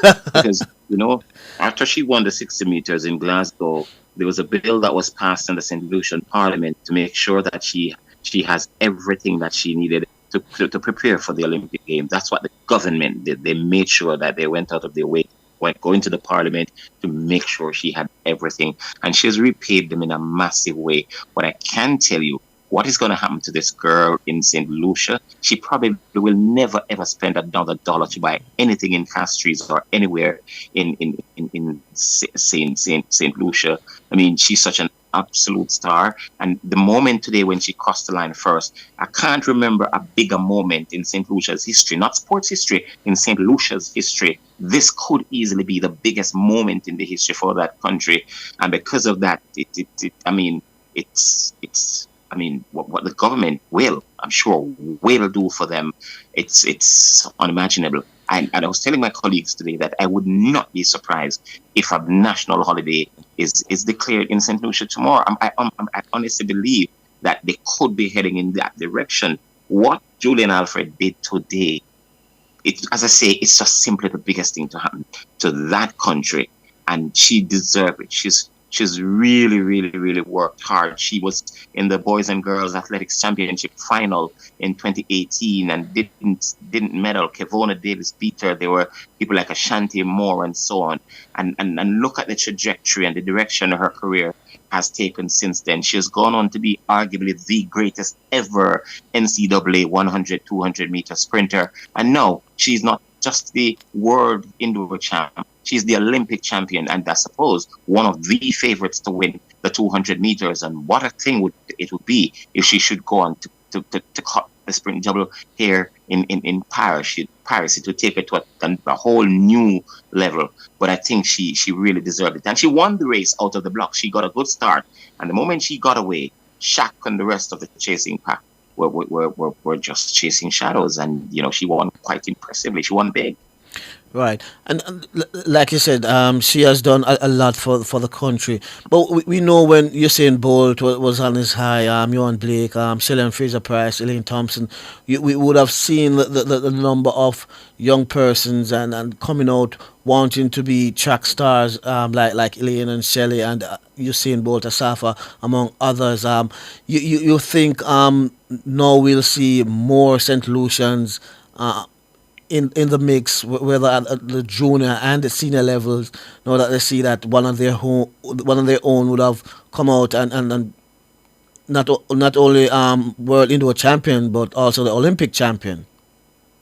Yeah, it is sure to inspire. These stories inspire a nation, and sometimes, depending on how large you are, it inspire a world. And already there are St. Lucian athletes in Jamaica who have competed at champs and have been in the Jamaican high schools, and I'm sure it's because of the exploits of Julian Alfred. So she has already started inspiring people even before becoming world indoor champion, because as I mentioned, I think there's St. Lucian up in Edwin Alley.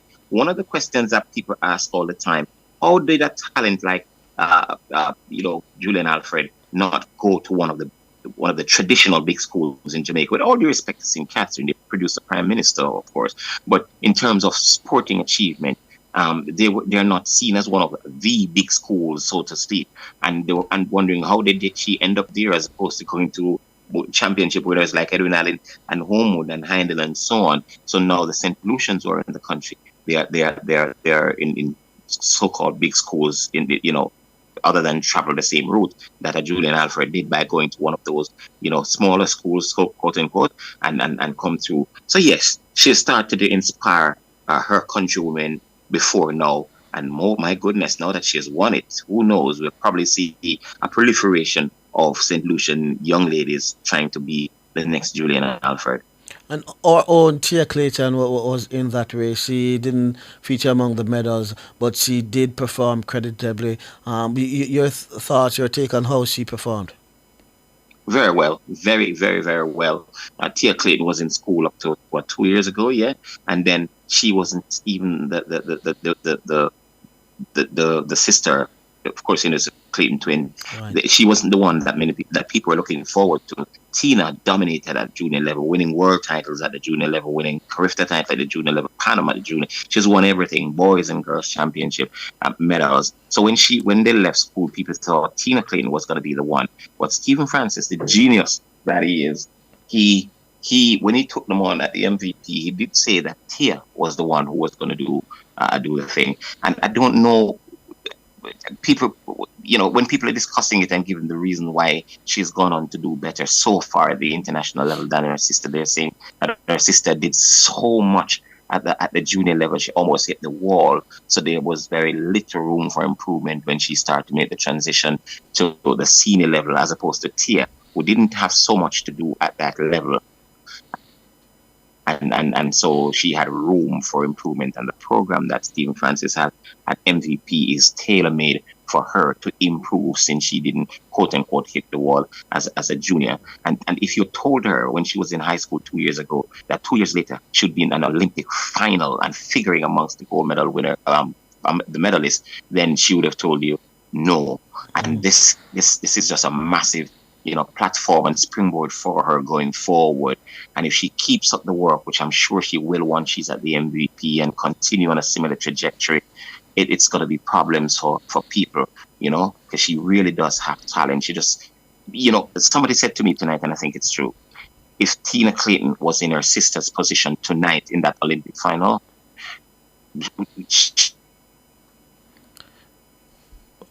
probably would have performed better because she has a killer instinct about her and a heart about her. And so they believe if you swap the positions tonight and put Tina where Tia was, they believe Tina would have performed much better. I'm not sure. It's a good argument though, but I'm not sure if it would have played out that way because Tia has improved tremendously over the last 2 years. Right. And we don't want to leave out our field event athletes.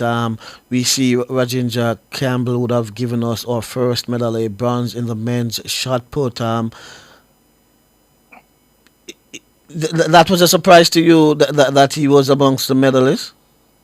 No, it wasn't. It wasn't because if you follow Rajendra since he broke out last year, because it was last year as a breakout star. In fact, when he broke the national record last year, but he was saying Rajendra, well, he's such a humble guy. He's such a very nice individual. He works hard, and I tell you, he deserves it. He would have won the silver if he had done better on that last attempt. But his score sheet was messy. And if you notice, he won on countback. His score sheet was really messy. He just managed to get that one big throw of 22 meters 15. And that's all you need in events like these. The field events, they present you with opportunities that the other events on the track don't. Because you have 6 jumps. All you need is one big one. Tajay Gale did it in 2019 when he produced the 10th longest jump in history to win gold and become world champion. His card was messy as well. Militidas Tintoglu, he produced big last jumps to beat Wayne Pinnock in Budapest last year. And he did it at Diamond League finals as well. So in an event like the shot and the discus, you just need one big one, and it will take you there. But yeah, Rajendra, he looks like somebody who is set to take off from here, and he's going to use this as sort of a springboard to jump into the elites like Kovac, who beat him tonight. But yes, I'm happy for him, and it couldn't have happened to a much better person. Right.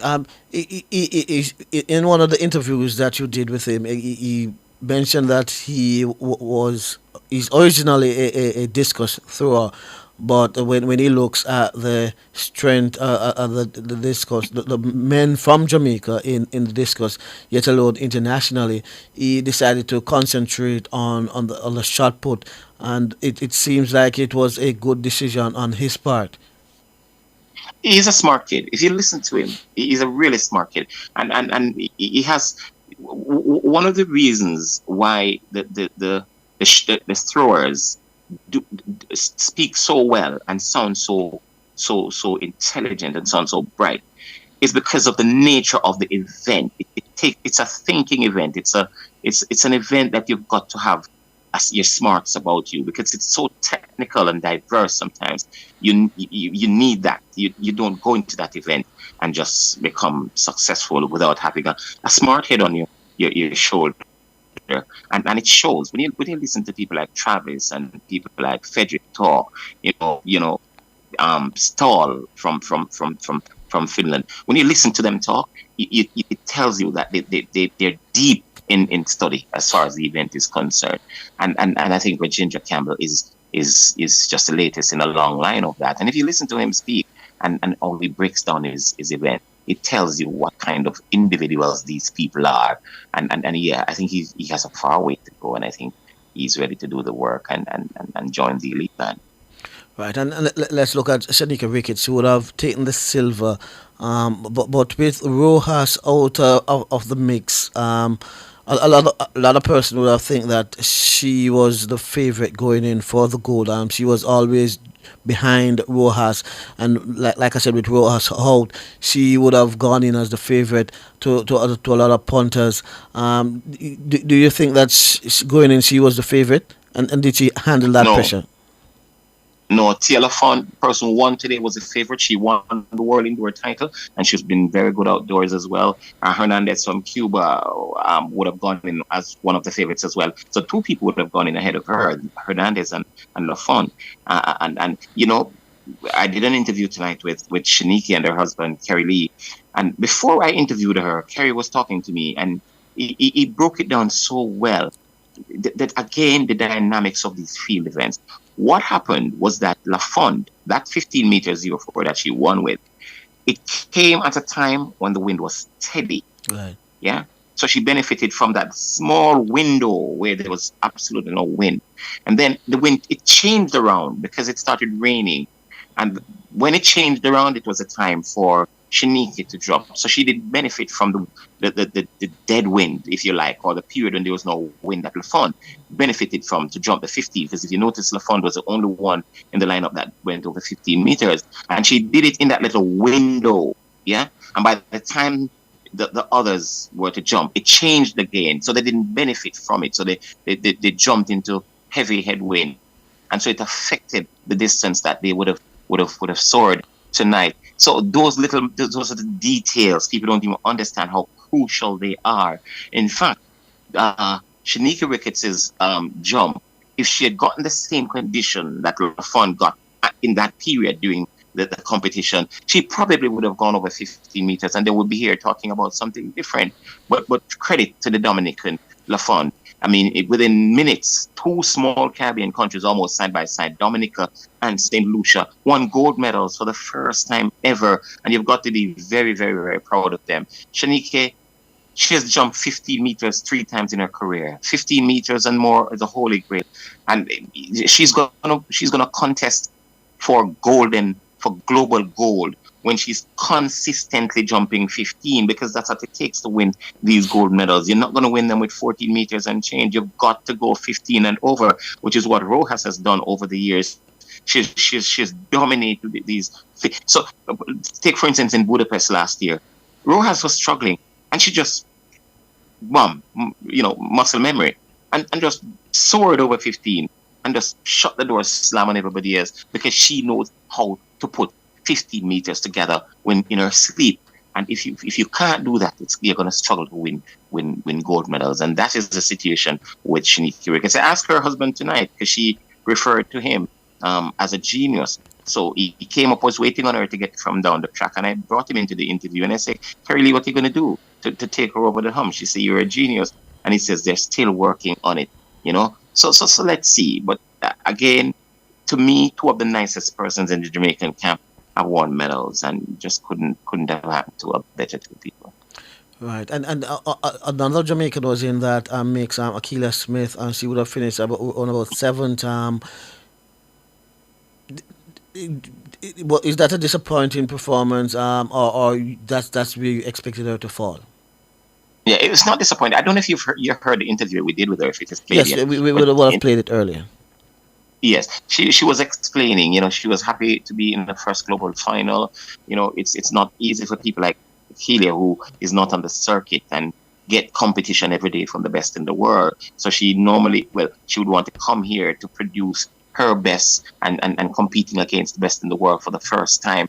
And she was, as she said, was here to learn. Yes, she wanted to do much better than the 7th where she finished. But yeah, it's her first global final, and it happens to be the Olympic final. And so she went out there to learn, as well as to see if she could spring a surprise. That didn't happen, but she said she learned, and you're going to look for her. She's also one of those persons we believe is willing to work hard for it, and is dedicated and passionate about what she does. And she also looks like she's just a student of the game. When you hear she speak, she's a very special talent, and I expect more going forward. The event is very competitive, because as you mentioned, Yulimar Rojas was not here, and only one person could take advantage of a 15-meter jump tonight. So they still have a long way to go. Still, learning the event. Shaniki, she's getting on, and you just don't want the window to close on her.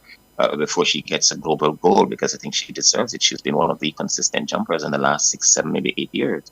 Right, and Smith will be competing in the long jump as well. What can she take from this triple jump experience into the long jump? So the triple jump would have allowed her to get the butterfly out of her system. I'm sure she has never performed in front of 80,000 people before. That too, tonight's performance would help to settle her down for the long jump. The long jump is going to be equally competitive because you have people doing some really, really crazy distance in the long jump. But at the very least, when she turns up at the pit in a couple of days' time, it will not be new to her. There will be no nerve. So if the stadium is full again like it was tonight, she'll settle a lot earlier, and she likes the long jump better. So she should have a better performance there. Where does that performance take her? I'm not sure, but yeah, she will be settle a little bit more. Nerves will not be there. No such thing. So we're expecting better things somewhere in the long jump. Right, another person who will be who is doubling at the Olympics is Adele Tracy. You will have seen her in the 800 meters, both the regular round and the repechage. Didn't look so impressive, but she said that she was using the 800 for preparation for the 1500s. From what you see in the 800s, your thoughts on how ready she is for the 15. Yeah, so it is difficult to use the 8 to sort of analyze what she'll do in the 15, because they're just two totally different events. They require different mindset. Yeah, the 800 is almost coming like a sprint. Now you just have to go hell for leather from the first the first bell, from the first gun. You have to go hell for leather. It's slowly becoming a sprint race. The 1500 meters now, it requires a bit more thinking and thought process while running it. Because it is much longer.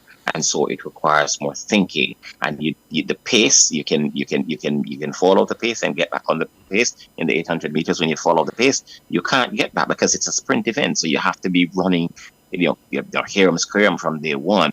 So it's a totally different dynamic that you take into it.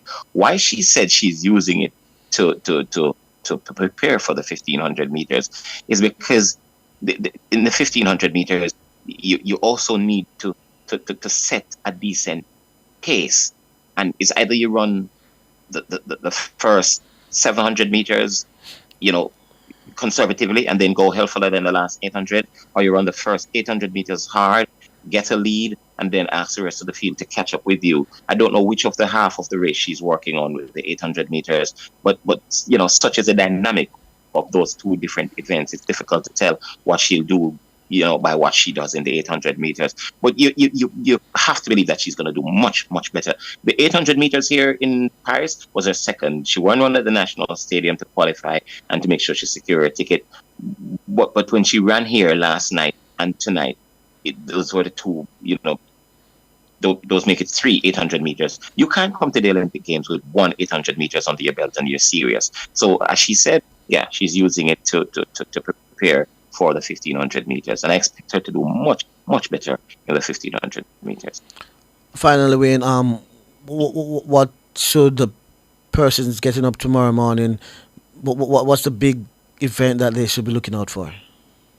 Well, I'm sure everybody wants to see what Sherika will do in the 200 meters. Julian Alfred will have to come back tomorrow as well, and that is why she ran through the mixed zone as if she was heading for heaven, because she needed to go do her ice bath. She needed to sort of do her recovery.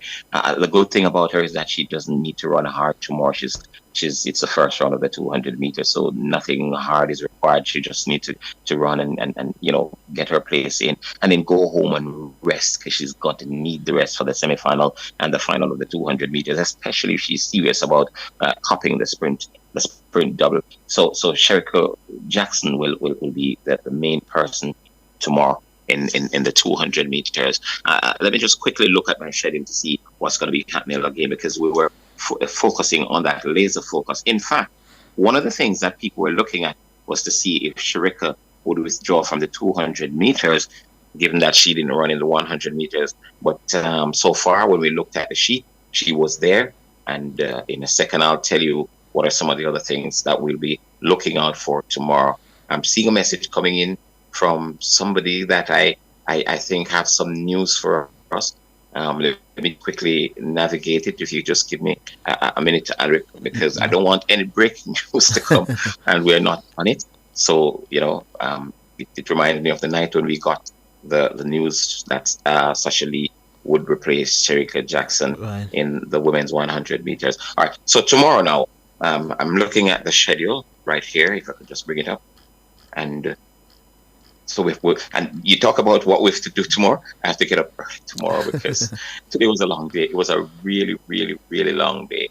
All right. So here we are. This is day 4. So the 200 meters heat, and that will start at 10:55 local time. That's 3:55 in Jamaica. And then the men's long jump qualifiers, of course, the 3 Jamaicans in that one, Kerry and Wayne and the likes.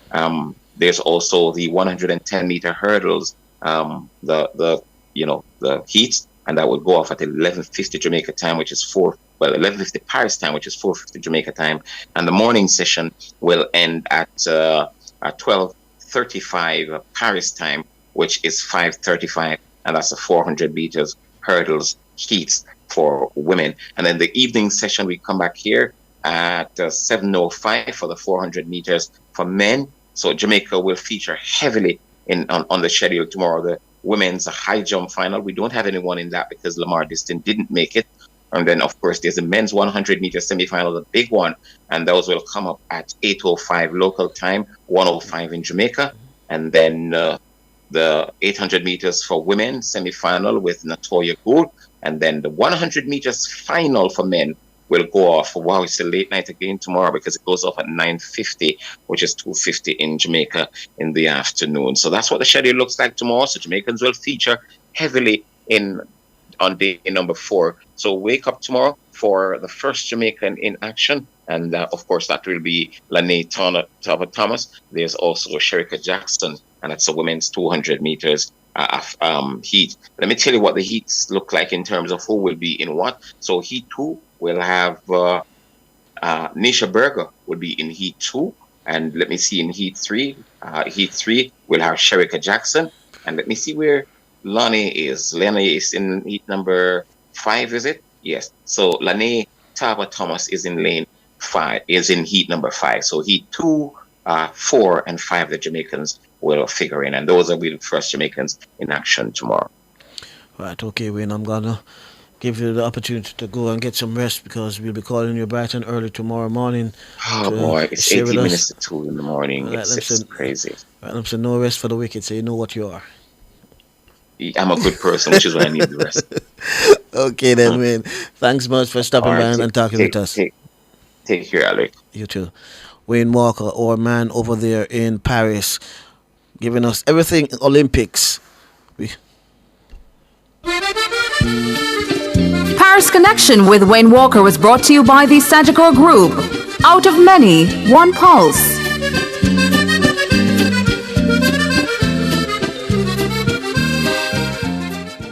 Focused on you. Hey, family, friends, passion, joy. We're focused on you. Focus on life, focus on love, focus on health, and all the above. Imperial Optical is focused on you. So focused. Hey, Imperial Optical Jamaica, focused on you. From Taurus Riley.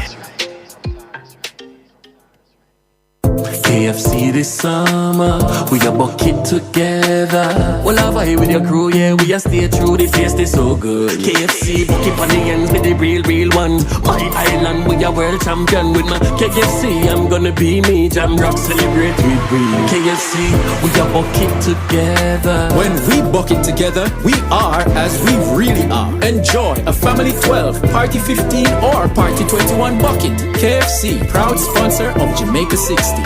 We all have a champion spirit, a uniquely Jamaican spirit. We think the unthinkable and reach for the unreachable. The steady pulse of greatness beats in us all.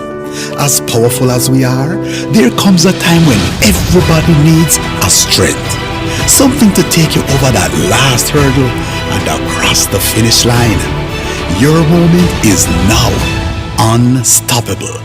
with NCB. But is this real? Hey Greg, come look at this. Oh my, it's happening. Mr. Daniels, the numbers keep getting bigger and bigger. Sir, the clicks are off the charts. Hello, sales? What's the emergency?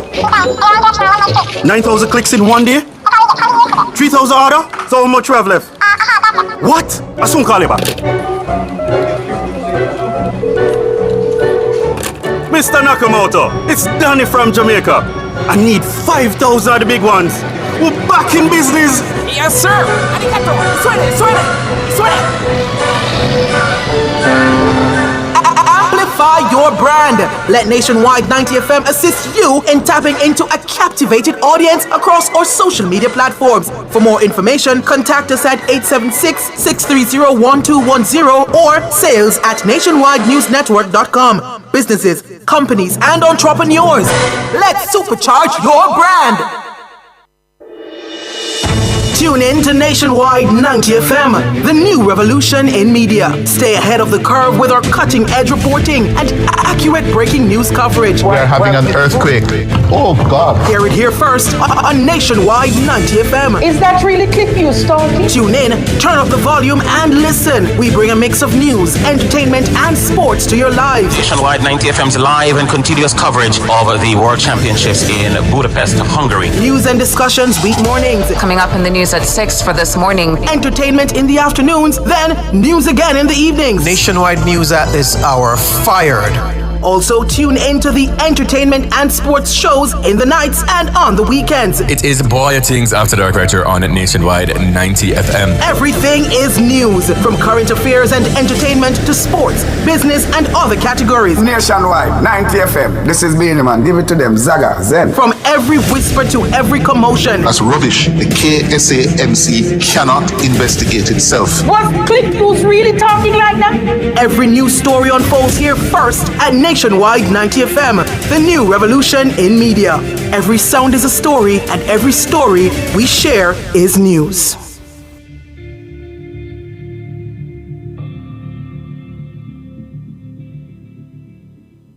Experience Jamaica's Olympic triumphs in Jamaica Gold, a golden spotlight. Brought to you by Petrojam E1087 Gas Promotion, serving Jamaica's energy needs. Veronica Campbell-Brown ensured that Jamaica swept the sprint titles in Beijing, winning the 200 meters final to retain the crown she won 4 years earlier. This was how Jamaica picked up its 11th Olympic gold medal. And it is a fair start. Veronica Campbell-Brown comes away quickly. So does Karan Stewart. And Allison Felix trying to keep pace. Mooney in the outside lane. Top of the home straightaway. Veronica Campbell-Brown is in front. Another Jamaican shows the way down the home stretch. Allison Felix trying to close. Karan Stewart and Mooney. But it will be Veronica Campbell-Brown to get it. Allison Felix finishing second. The same 1-2 result as Athens. You just experienced a Jamaican Olympic triumph in Jamaica Gold, a golden spotlight. Brought to you by Petrojam E1087 Gas Promotion, serving Jamaica's energy needs. As a parent, you give your children a good start in life. You nurture, protect, and guide them. Parenting is a process that prepares your child for independence. As your child grows and develops, there are many things you can do to help your child. Stay tuned to The Big Show, Nationwide this morning, for parenting tips. Fridays at 6:53 a.m. Only here will you learn everything you need to know about parenting. Tips to help parents navigate the incredibly challenging and rewarding journey of child rearing. Parenting tips on Nationwide 90 FM, the revolution in media. Experience Jamaica's Olympic triumphs in Jamaica Gold, a golden spotlight. Brought to you by Petrojam E1087 Gas Promotion, serving Jamaica's energy needs. Veronica Campbell-Brown ensured that Jamaica swept the sprint titles in Beijing, winning the 200 meters final to retain the crown she won 4 years earlier. This was how Jamaica picked up its 11th Olympic gold medal. And it is a fair start. Veronica Campbell-Brown comes away quickly. quickly. So does Karan Stewart. And Allison Felix trying to keep pace. Moodley in the outside lane. Top of the home straightaway. Veronica Campbell-Brown is in front. Another Jamaican shows the way down the home stretch. Allison Felix trying to close. Karan Stewart and Moodley. But it will be Veronica Campbell-Brown to get it. Allison Felix finishing second. The same 1-2 result as Athens. You just experienced a Jamaican Olympic triumph in Jamaica Gold, a golden spotlight. Brought to you by Petrojam E1087 Gas Promotion, serving Jamaica's energy needs.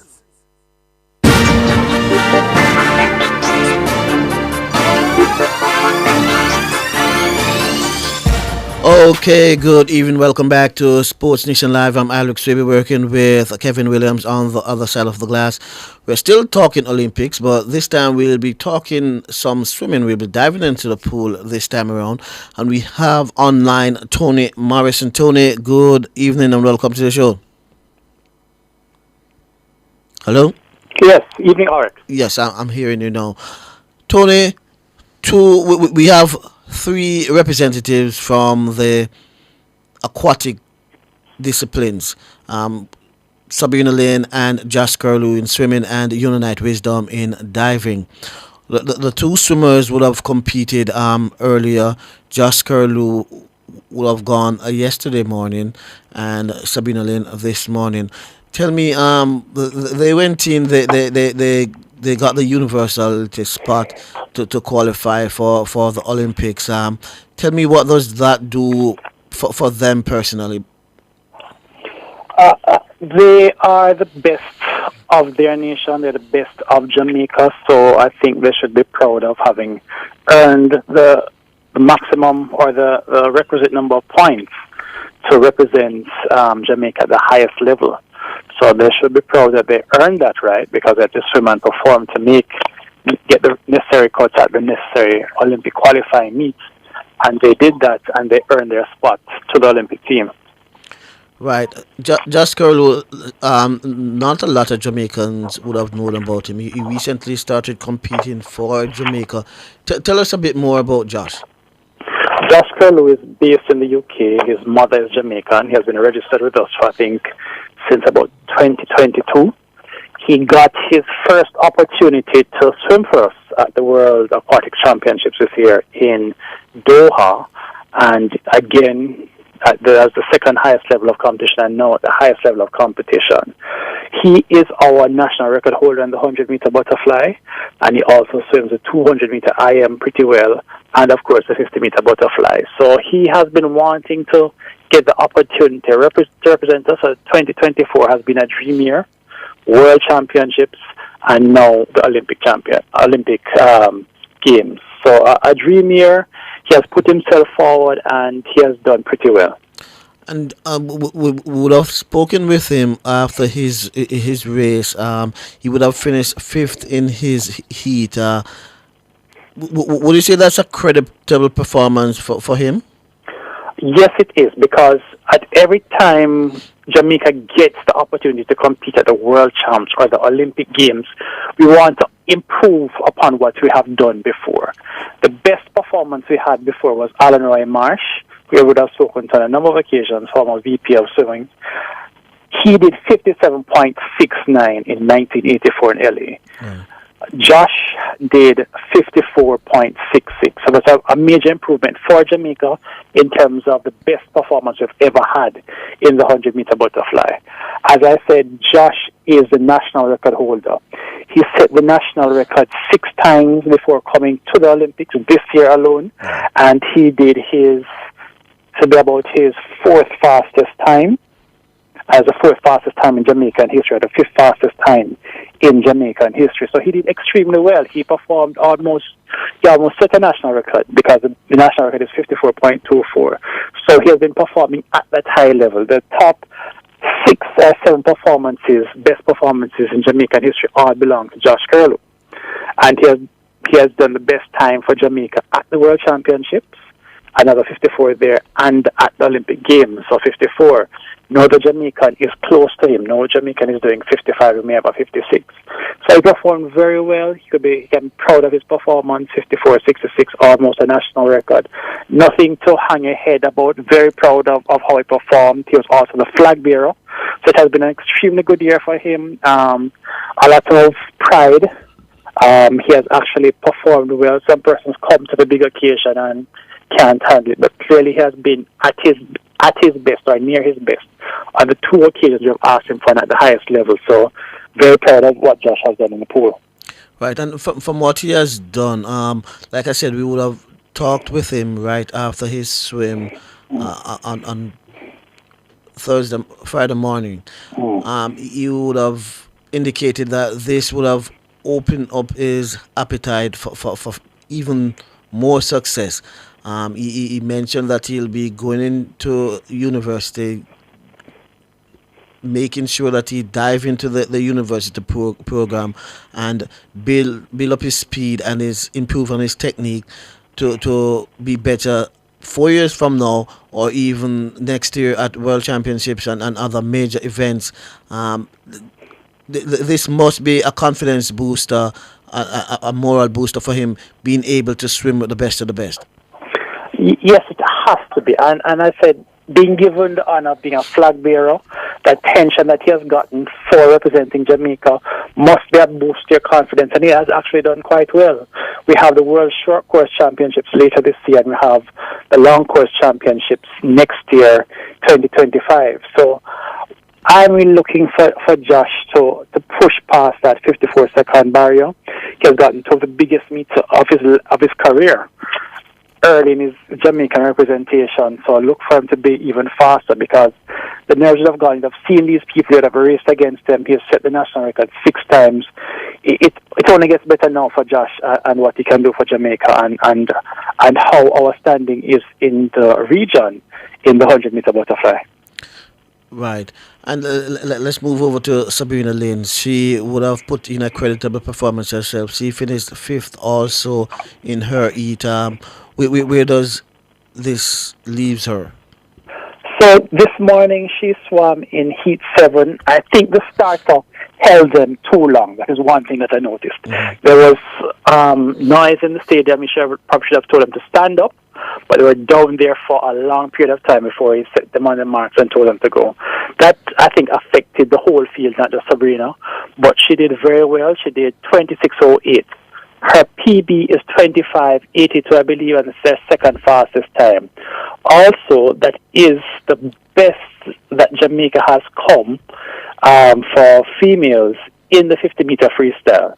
Our best placing was 37th overall. Sabrina came 29th overall. So, again, as I say, when it comes to these major games, Jamaica wants to keep moving further and further up that ranking. The best we've ever had is 37th place by Natasha Moody in 2008 and Alia in 2012. So she has moved us up into the top 30. That's a big deal.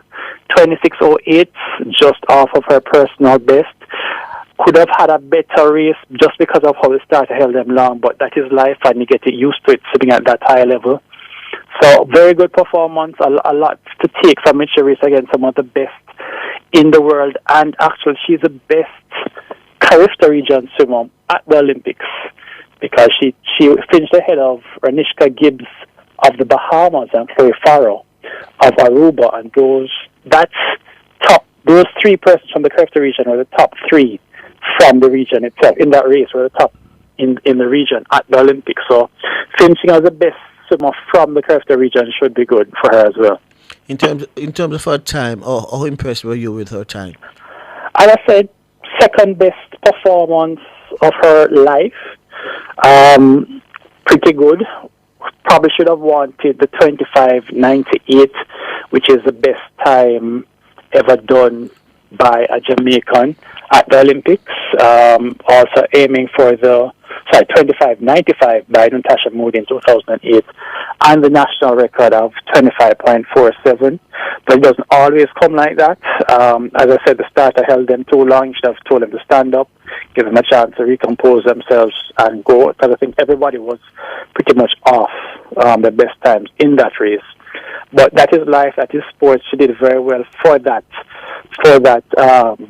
bad race start by the officials. So very proud, 26:08, just off of her PB.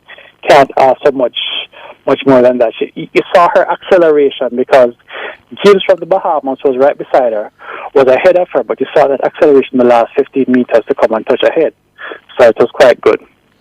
Right.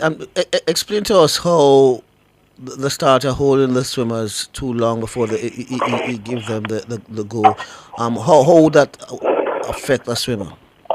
So as a top sprinter, you're expecting as the moment you come down, just hear that bang or the gun going off. You're just there waiting, anticipating, and you're not getting to put in what you have practiced to anticipate that gun quickly as you come down. So that, for some persons, will affect them because you're expecting to go and just wondering when the gun will go off. So it's quite disturbing, especially for a sprinter. You don't want to be just there hanging on the blocks. You want to go. As you get the marks and in the get-ready position, you want to be exploding off that block, off those blocks, and to be just waiting there, hanging over. It's never a good feeling. It doesn't normally equate to a good race. Sabrina would have finished, I think, 26 out of 79 swimmers in the 50-meter free. How impressive is that for a swimmer making her debut at the Olympics? It is quite good. Top 30. It's very few swimmers you'd find doing like an Olympic final or a final in your debut. You'd have to be one of the very special talents like a Janelle Atkinson. You'd probably have like a Jordan Crooks who did very well on his debut now. So for you to come in the top 30, it's a very creditable performance for her. Right, you mentioned Jordan. Jordan and his sister Gillian, they're at the Olympics as well, representing the Cayman Islands. Jordan has been doing great things. Made a couple of finals. Tell me, these are two swimmers that would have come to Jamaica and swim at the Jamaica on several occasions. What makes their transition so greater than some of our swimmers? We'll have to mention that both of their parents are Jamaican. Right. So we will always celebrate when Gillian and Jordan do well. I think the parents have invested a lot of time in them. They travel to a lot of meets. They go to a number of competitions. They're heavily invested in how their children prepare for competition, and they allow them to compete as often as possible. You know, they get the chance to race against the best of the best on a frequent basis. And when you are at that level, you need that level of competition over and over again to fine tune your skills. So, Gillian Crooks should have raced more than 20 times this year already. Right. And the competition that should have been going against would have been some of the best persons. Should have raced against Simone Manuel of the USA, should have raced against some of the top girls from our university, should have raced against the top girls ladies from the Caribbean, Cheryl Thompson. So she would have seen everybody from our region at least once in major competition. So by the time she came to the Olympics, it's just going through what she has practiced, race competition practice throughout the entire year, you know. And for Gillian and Jordan, what we have to note as well is that they are the best placings for Cayman Island swimmers of all time, you know. Gillian did a 56 in her 100-meter freestyle. That is the best performance ever by Cayman Islands swimmer for female. And her brother, of course, made the final in the 50-meter freestyle. That's the first time the Cayman Islands have ever made the final. So a lot to be proud of. A lot of work has gone in the background, and you can see it paying off now. So that's the type of investment that you need to make in the swimmers if you really want them to progress. It's a lot of hard work. and sacrifice and dedication, but it's paying off now. Right. Speaking of hard work, sacrifice, and dedication, and getting competition at the highest level and consistently. Sabrina Lynn is away at university in the States. The States has a strong university program. How much can this help her now that she see what it takes to be competitive at the Olympics, and know what the work she'll have to do? How much will competing at the collegiate level in the States help her to improve come 4 years from now, or other internet global meets going forward? Well, you have seen the improvement already for Sabrina because she's from the Cursa Games, because they had the 80 and over section, so she competed there. And when you look at her times, she had done a best time in the 50 meter freestyle, 25.82. A best time in the 100 meter freestyle, 56.69. A best time in the breaststroke, 50 breaststroke, 32.54. 100 breaststroke, 1:13.03. 50 meter butterfly, 27.54. 100 meter butterfly, 1 minute .92. So coming out of her freshman year, you have seen that improvement. And also you'd have to note who is her coach. One of her primary coaches at LSU is Leah Martindale. Who is Leah Martindale? Leah Martindale is the first Caribbean woman to make the 50 meter freestyle final way back in 1996 when she placed fifth in a still standing national record of 25.49. So it would have been good if Sabrina could have gone down and beaten that time so she could come back to university and say, Coach, who's fast at the Olympics, but she'll still have another shot in 2028. And that is also the school that another of our great sprinters went to, also who had a very good Olympics in 1996, Sean Bryn. Sean Bryn was an NCAA champion for LSU as well. So she's in good company. There, and the history is there for the Caribbean. A Caribbean coach is there, and also the former Olympic champion from Canada, Maggie McNeil, also trains at LSU. So a lot of good competition there, good coaching, history is there. So she can only get fast at this point. She's seen what tough competition is in the collegiate level, and she's been at the highest level now. So she knows what it takes and what you need now to go even further for 2028. You would have been in and around the swimming community for some time now. We know we have had several swimmers competing at the Olympics, but with Josh Curlew and Sabrina Lynn currently competing with the age group swimmers, they would have gone to Carifta, especially Sabrina Lynn and others. What's the buzz like amongst the age group swimmers, seeing what Sabrina would have gone and done at the Olympics, and realizing that this is not a pie in the sky, but they can actually make it to the Olympics? I think the swimmers here have been self-motivated for a long time. It is very good to see one of their age group person, their cohort, go, but they're also great examples throughout the region. People who they've seen before. Janet Atkinson have been there. Alia Atkinson has come down here on a number of occasions. They know of Anthony Nesty, who got the gold medal in 88 for Suriname and is now the first black head coach of the USA. They've seen Dylan Carter. So it's no longer where swimmers in Jamaica, the Caribbean, see persons only on TV and wish. They've seen the swimmers who have gone to the Olympics. They have spoken to them. They come down, they talk to us. They're Jamaicans as well. They've been to Carifta.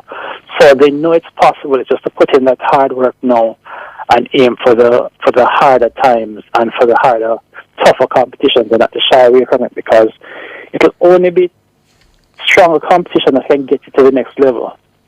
And if you don't want to always aim for that strong competition and compete against them and train as hard as they do, they know that it's not going to happen for them. So that I think they've seen it. We have persons training abroad, a number of persons training abroad. Taim Lausers in Thailand with the World Aquatics Program, or persons in Canada, persons in the UK, persons in the States, persons down here in Jamaica. So they've seen the times by their regional counterparts, and they know what it's going to take. And I'm sure Sabrina will share her experience of the Olympics and speaking to other athletes there about how they train, how do they prepare. Because preparation, both emotionally and in the background, what do they do sleeping before stretching properly.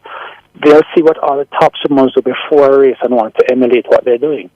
So if you want to be at that level, you have to make the sacrifices to make that change. Speaking of making sacrifices, what do you think it will take for Jamaica to be strong medal contenders in swimming at the Olympics? I think it would have to be a strong program. It has to come and have the commitment to work with that program. There are persons there who can tell of their journey. You have Janelle, who went to Bowles and University of Florida, trained under Anthony Nesty and Greg Troy, persons who have coached Caleb Dressel and Keith Lebecki, so they can speak personally of their journey. Both Alia went to Texas A&M. She went to the Olympic finals, so they can speak of their journey and what they had to do, less going out, more sleep, watching nutrition, not being afraid in training, because backing off in training is probably one of the things that you have to avoid. Once the hard sets come, if you can't stand up day in, day out and have a daily grind of doing that, you're going to get better, but you can't have a tough set in training and back off, because the top swimmers in the world are not backing off and attend training regularly. Because you can't go to less training sessions and expect to be better, because if the best in the world are even training on Christmas, New Year's, not going to parties, sleeping, making sure that the sleep is correct and the nutrition is correct, you can't do less than the best in the world and expect to beat them. Right. We've been talking about the swimmers, but we also have a diver in Yonanite Wisdom. This is going to be his fifth Olympic, if my memory serves me correct. He must, and he has indicated that he'll be retiring after the Olympics. He wants to go out with a bang. I don't know how much you would have talked with him or his handlers, but what's his mindset? I think it's actually his third, because here in 2016, 2020, and now 2024. He had battled some injuries earlier on. He seems happy, he seems relaxed. He is the only English-speaking representative at the last two Olympics. He came in the top 16. He'll want to progress from that. He wants to make a mark. He has been having diving with Yona. Last year in Jamaica, I think he'll have another session this year after the Olympics, and he started life as a diving coach. So I think he's relaxed. He's happy where he is in his career. He wants to do well for Jamaica. So I think let us see how far he can come. His best placing was 14th, I believe, in 2016. So let's see if he can better that, and we can have history being made again, because it'll be his third Olympics in aquatics. The only person who would have gone to 3 or more is Alia. So he's already making history again, and also being a black diver who is well over 6 feet, he stands out. So it's good to see what he has done and what he will do at this Olympics in the 3-meter springboard. Right, competing in this 3-meter springboard. I don't know if he would have known this, but he'll be competing on in Jamaica's independence. He most wants to give Jamaica something to smile about. When he looks at the competition in that event, what's his expectation? What's his goal that he's going in? I think to improve, he has been saying on social media that he had to work on some little things, some technical details. Heading into Doha and had a 3-meter synchronized diving partner, Johan, and he has been working on the technical issues. I think it's the first time in a long time he hasn't been battling injuries. So let us see what he can produce. I think, as I said, the mindset is right. He seems happy. He's also been named as one of Team Jamaica's captains, another boost for aquatics in Jamaica. We have the flag bearer as well as having a team captain. So those things must boost your confidence, and he's getting the support, social social media and otherwise for him heading into his third and last Olympics. So I think we should see him pushing for a top 10, top 8 position. Right. And tell me what you think would be his legacy as he walks away from the sport. I think the fact that don't look at stereotypes to come and stop you from achieving your goals. If you can work hard, when are you going to see a tall, black, muscular diver? It's the first time, and he's been doing it consistently for, over 5 years, over almost 10 years. Right. And he has to be an inspiration for us in Jamaica first and the rest of the Caribbean region, because up until recently, he was a sole Caribbean representative, English-speaking representative as well. So that he wants to leave that mark. He wants to have somebody follow in his footsteps. He wants somebody from Jamaica to come and do that as well. So I think that's what he has done. He has provided a new interest in diving. There was before, I've heard, in the 70s, 60s as well, but he has reignited that. People have watched diving now because we have a representative. We have somebody who looks like us on the international stage. So he wants that to continue, and he wants us to have a diving legacy, or continue the diving legacy that we had before, and for it to continue and have a strong program here. Right. And speaking of leaving a mark and encouraging the growth of diving in Jamaica, you would have partnered with Johan, like you said earlier. Is Johan at a position where he can fill the gap that will be left when Yona Knight steps away? I think he has to make his own mark. I think Yona will be giving him advice, because if he's in coaching now, we'll be giving him advice how to handle the international stage. So it's good that there's somebody immediately there.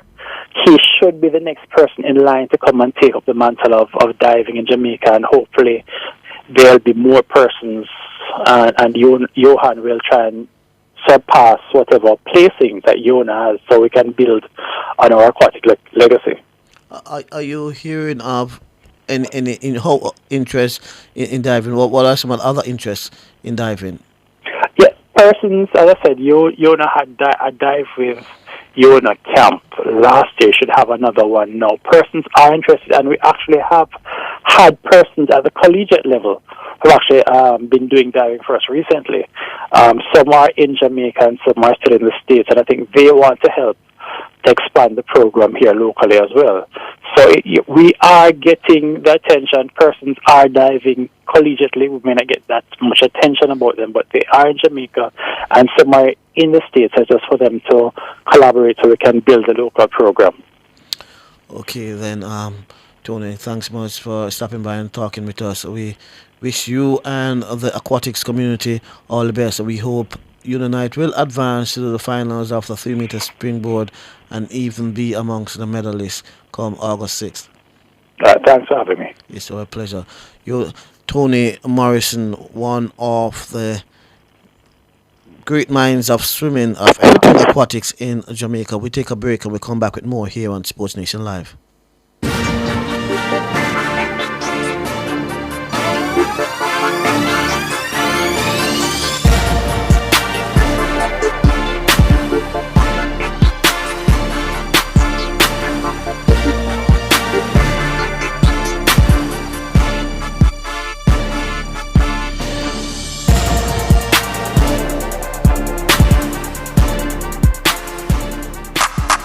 Imperial, optical, crystal, clear view. Focus on winning. Focus on you. Never miss a moment. See it all through. What we do? Focus on the Olympics. We are here for you. Imperial, optical, crystal, clear view. Focus on winning. Of course. Focus on you. Looking for your dream property? Look no further than Century 21 Heath Ho Properties. Whether you're seeking a beachfront escape, a cozy family home, or a lucrative investment property, our expert agents are here to help you every step of the way. With Century 21, you get the experience and dedication of a global brand right here in the heart of paradise. Visit us at century21jm.com or call 876-969-2100 today. Century 21 Heath Ho Properties. Everything real estate. KFC this summer, we a bucket together. Well, I vibe with your crew, yeah, we a stay true, the taste is so good. KFC, bucket on the ends with the real one. My island, we a world champion with my KFC, I'm gonna be me, jam rock, celebrate with we. KFC, we a bucket together. When we bucket together, we are as we really are. Enjoy a family 12, party 15 or party 21 bucket. KFC, proud sponsor of Jamaica 60. Outperform, outlast. We top performance. Easy, Jackama. Reliable, full stop, not comma. We have the expertise for drilling and demolition. We have the power tools for plumbers and electrician. Fan select tools, 3 parts and 3 repairs. 3 parts, 3 repairs. 2 to 3 years. Hilton, available at Delta Supply, 106 Hagley Park Road. Call us at 876-302-6111-4. Delta Supply, we service what we sell. Experience Jamaica's Olympic triumphs in Jamaica Gold, a golden spotlight. Brought to you by Petrojam E1087 Gas Promotion, serving Jamaica's energy needs.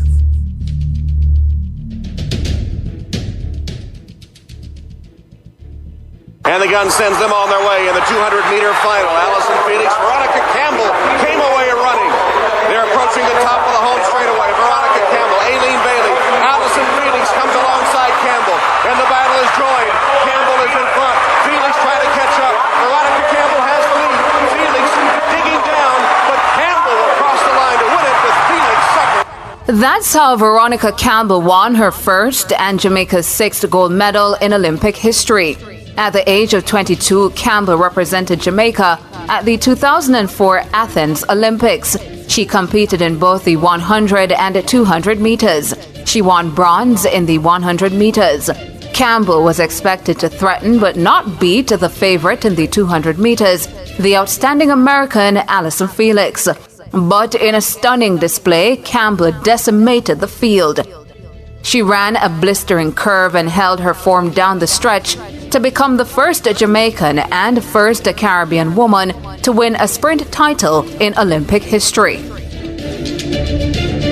You just experienced a Jamaican Olympic triumph in Jamaica Gold, a golden spotlight. Brought to you by Petrojam E1087 Gas Promotion, serving Jamaica's energy needs. Tune in to Nationwide 90 FM, the new revolution in media. Stay ahead of the curve with our cutting-edge reporting and accurate breaking news coverage. We are having an earthquake.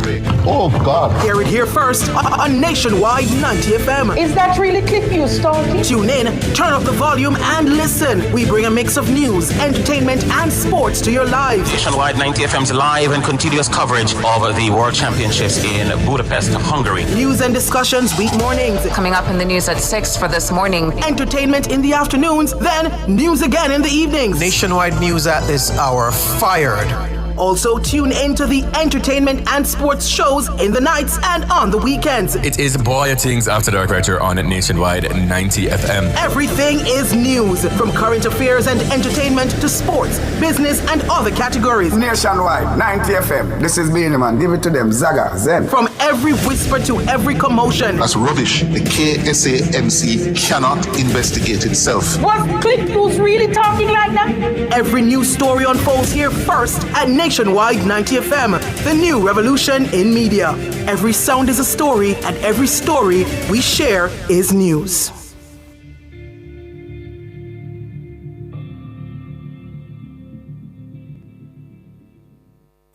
KFC this summer, we a bucket together. Well, I vibe with your crew, yeah, we a stay true, the taste is so good. KFC, bucket on the ends with the real ones. My island, we a world champion. With my KFC, I'm gonna be me. Jam rock, celebrate with we. KFC, we a bucket together. When we bucket together, we are as we really are. Enjoy a family 12, party 15, or party 21 bucket. KFC, proud sponsor of Jamaica 60. Experience Jamaica's Olympic triumphs in Jamaica Gold, a golden spotlight. Brought to you by Horton's Pharmacy. Horton's RX Pack for better medication management. After Donald Quarry's triumph in the men's 200 meters final at the 1976 Games, Jamaica's athletes would go another 20 years without winning Olympic gold. That cycle was ended in style by Dion Hemmings at the 1996 Olympics in Atlanta. Hemmings became the first ever Jamaican woman to win Olympic gold, taking the 400 meters hurdles in an Olympic record of 52.82 seconds. And the world champions coming back on Hemmings now, and Buford on the inside. They're absolutely neck and neck, and Hemmings, is she strong enough to take this Olympic title? Batten on the near side, she's stuttered in. Hemmings and Batten, and these three, and Hemmings is going to do it. Hemmings wins it, she's the champion. Batten the silver medalist, Beaufort Bailey the bronze, 52.82, a personal best, a new Olympic record. She's always promised it, but this year she could hurdle. And this year she proved she had the strength. Bronze medalist last time, gold medalist this time. Dion Hemmings is the Olympic champion. You just experienced a Jamaican Olympic triumph in Jamaica Gold, a golden spotlight. Brought to you by Horton's Pharmacy. Horton's RX Pack for better medication management. We all need strength to get through these trying times. Look above from whence cometh your help and listen to the Voice of Power broadcast every Sunday morning at 8. Spend an inspirational half hour with the Power of Faith Ministries, meditating on the Word of God. Get the strength you need to start your day right. Listen to the Voice of Power broadcast Sunday mornings at 8, right here on Nationwide 90 FM, a revolution in media.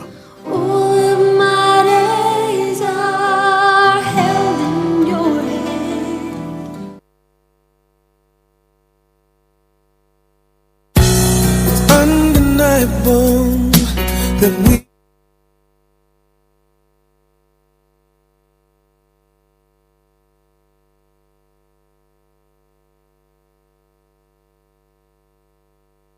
Programs will be affected as Nationwide 90 FM broadcasts the games of the 33rd Olympiad from Paris. There will be no midday news, World at Noon, on Friday, August 2, Wednesday, August 7, Thursday, August 8, and Friday, August 9. The Mayor's Parlour will begin at 3:30 p.m. on Sunday, August 4, and at 3 p.m. on Sunday, August 11. The Consumer Hour will be off for the duration of the Olympics coverage, except on Monday, August 5. The JFJ-produced program Let's Talk Justice will be off for the duration of the Olympics. Cliff Hughes Online will end at midday on July 31. It will run from 9 a.m. to 11 a.m. on Friday, August 2, from 10 a.m. to 11:30 a.m. on Wednesday, August 7, and from 10 a.m. to midday on August 8. It will be aired from 10 a.m. to midday on Friday, August 9. Regular programming resumes on Monday, August 12. Nationwide News Network thanks you for your understanding as we make space to bring to you the exploits of our athletes and ambassadors in Paris at the Olympics.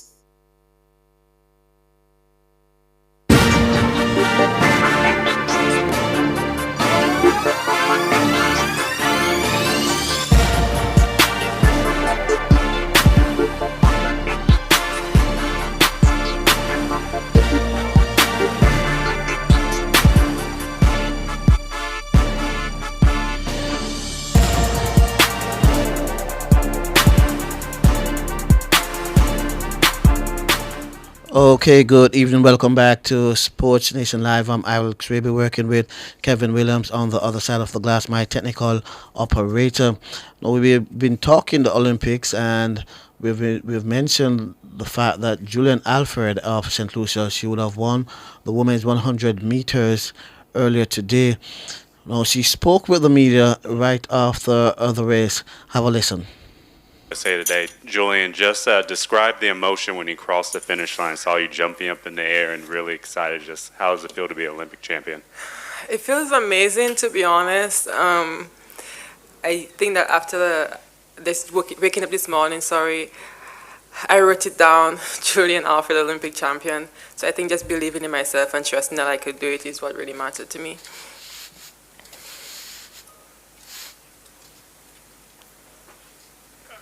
Jonathan Gold, Let'sRun.com. Julian, congratulations. I'm wondering, there was rain on the track, and it was raining a little bit during the warm-ups as well. How did that affect you, if it did have any effect on you in the race or in your preparations, anything like that? You know what? Like Coach Flo sometimes have us straight in the rain. You gotta be prepared for like anything at all. It didn't have any effect on me whatsoever. Rachel?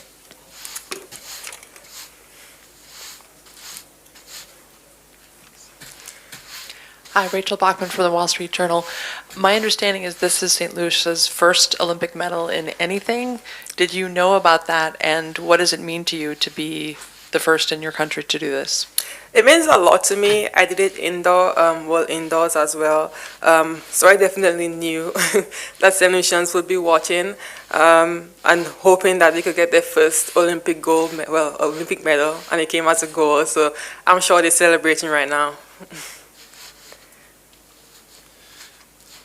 Simon Drouin, La Presse. On your right, you mentioned a lot about your coach, Flo. Since your win, how pivotal has he been in your gold medal today? And can you describe a little bit your relationship with him? So I met Coach Flo in 2019. He recruited me to come to the University of Texas, Austin. Earlier on this year, especially after World Indoors, I was just so hard on myself and feeling so much pressure, feeling like I have to go out there, represent my country again, just seeing the amount of people that supported me. But he helped me turn that pressure into motivation, and he's been my rock. He's been there with me through the ups and the downs, through the hard times. I'm just happy he never gave up on me, and he's like a dad to me, a mentor to me. I'm just really happy. You know, he believed in me, and this is why I'm here right now today, sitting in front of you guys. Julian, Jerry Longman, New York Times. Did you say you wrote down this morning, Julian Alfred, Olympic champion, and where were you? And So I did at 5 in the morning. I usually wake up so early on race days to just journal, to write down something, and also I took a snap in the elevator after breakfast and just said Julian Alfred, Olympic champion. oh, you said it. You didn't write it down. Pardon me? You said it, but did not write it down, or did both? I did both actually. Okay. I took a picture on Snapchat, and I also wrote it down in my book. Thank you.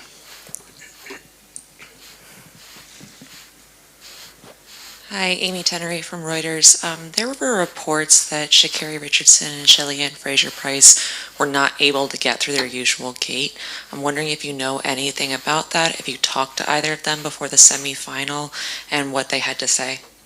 I didn't speak to anybody, to be honest. I had to just focus on just myself and my race plan and just trusting what my coach told me to do.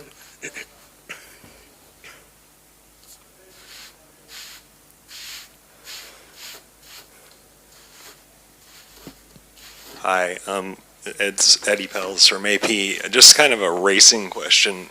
You raced next to Sha'Carri in the semifinal and you beat her. Does that do anything to set you up for the final as far as building confidence or sending a message, anything like that? I don't think it's about sending a message. This year I've really been trying to focus on just my lane and just working on my execution only and not thinking about who's next to me. Sometimes when I do, I tend to panic, but I think so far this year I've just had such a good strategy in just focusing on my execution only and nobody like next to me. So I think that has worked in my favor.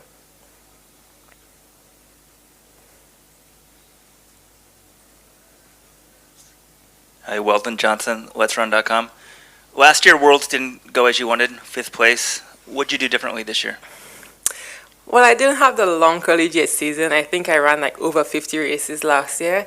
But I think not having trials and my coach really just being particular in like how I race this year has been like a huge advantage for me. But I think the main difference is just how much I raced this year, and we're really preparing like for the Olympics this year instead of, well, last year it was really about NCAAs and whatever is left for World Championship. But I think this year the main goal was the Olympics. Hi there, Josh Noble from the Financial Times. I'm just wondering, you wrote down this morning Olympic champion. Have you thought about how your life might change when you wake up tomorrow? No. I'm still trying to think of what just happened. It hasn't sunk in yet. Slowly but surely it is. I'm not sure what tomorrow may look like. I know I have to run the 200. That's what I'm thinking about right now. I'm getting to bed and just trying to rest, but I haven't thought about it as yet. Since she has to run the 200, we're going to do two more questions and then let her go get some rest.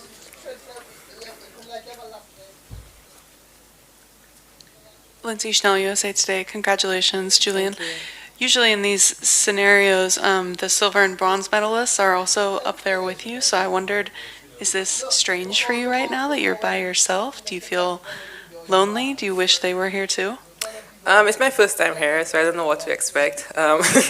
So I'm just happy to be up there as an Olympic champion.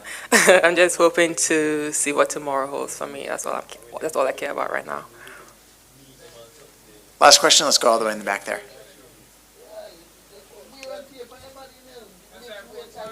Hi, Julian. Nick McCarville from Olympics.com. You mentioned St. Lucia, obviously, in the history that you made, but what can you tell us about your tiny island nation? I think 180,000 people live there. So what pride do you have being from such a small place? You know, I feel honored to just be an ambassador for my country. Not many persons know about St. Lucia. Sometimes I can be on an Uber and they ask me where I'm from, just hearing my accent, they'll be like, where is St. Lucia? And I think now, being an Olympic champion, I'm sure people is going to be searching for St. Lucia now. And I just feel so honored to just wear, my country's name across my chest and just be an ambassador for them. And I'm sure they're celebrating right now. I'm just looking forward to the celebration when I go home with them. All right, Julian Alford is the gold medalist in the women's 100. Thank you, Julian, and good luck tomorrow in the 200. Thank you so much. Thanks for having me. Thank you. In just a few minutes, we will bring on the gold medal winning 4x4. Okay, so that was Julian Alfred, the newly minted 100 meters champion, speaking with the media right after winning the women's 100 meters at the Paris Olympics. We take a break and we come back with more here on Sports Nation Live.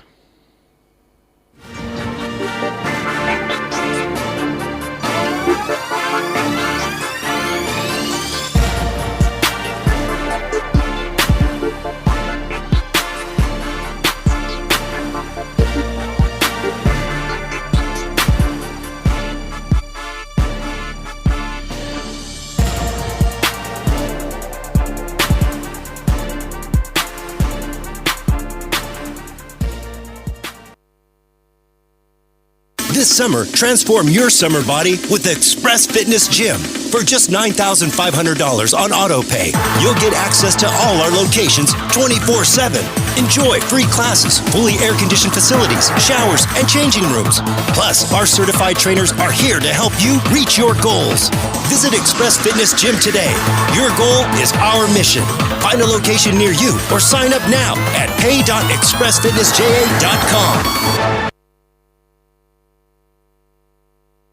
KFC this summer, we a bucket together. Well, I vibe with your crew, yeah, we a stay true, the taste is so good. KFC, bucket on the ends with the real one. My island, we a world champion with my KFC. I'm gonna be me, Jam Rock, celebrate with we. KFC, we a bucket together. When we bucket together, we are as we really are. Enjoy a family 12, party 15, or party 21 bucket. KFC, proud sponsor of Jamaica 60.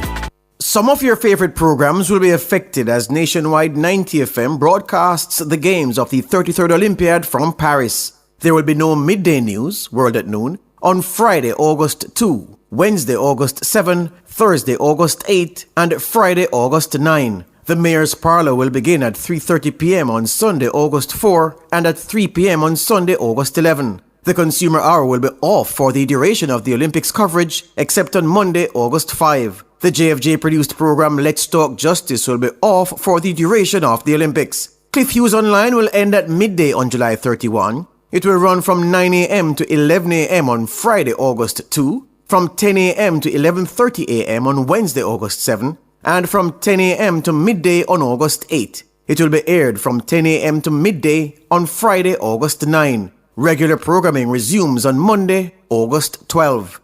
Nationwide News Network thanks you for your understanding as we make space to bring to you the exploits of our athletes and ambassadors in Paris at the Olympics.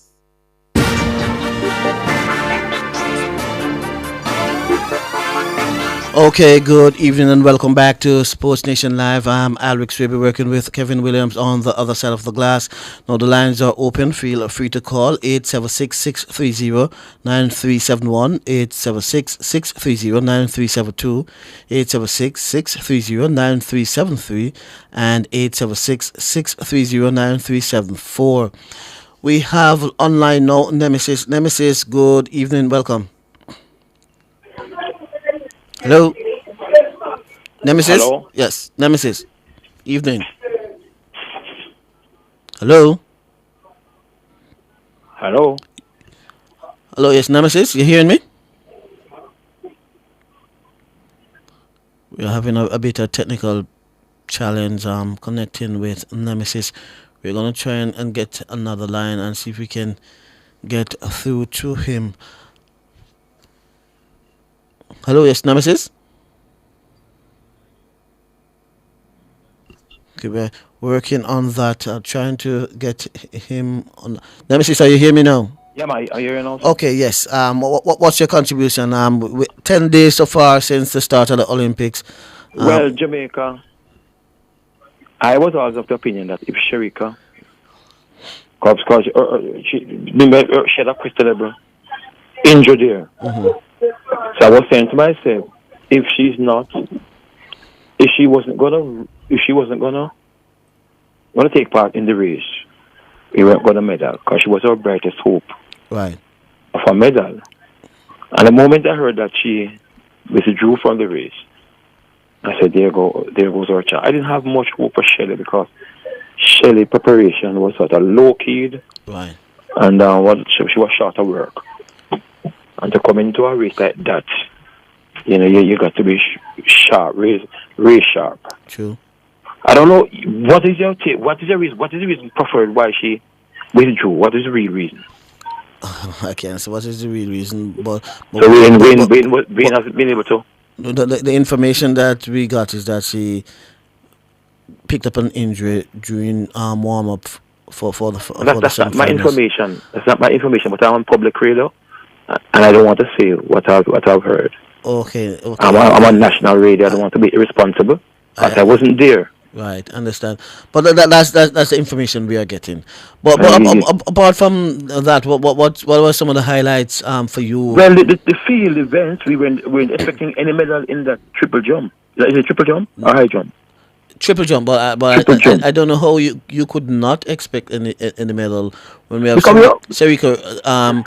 Shanika Ricketts, who have been second behind Rojas for years and has come away with World Championship medals, and with Rojas, I mean, she was one of those that was in the lineup for even the gold medal.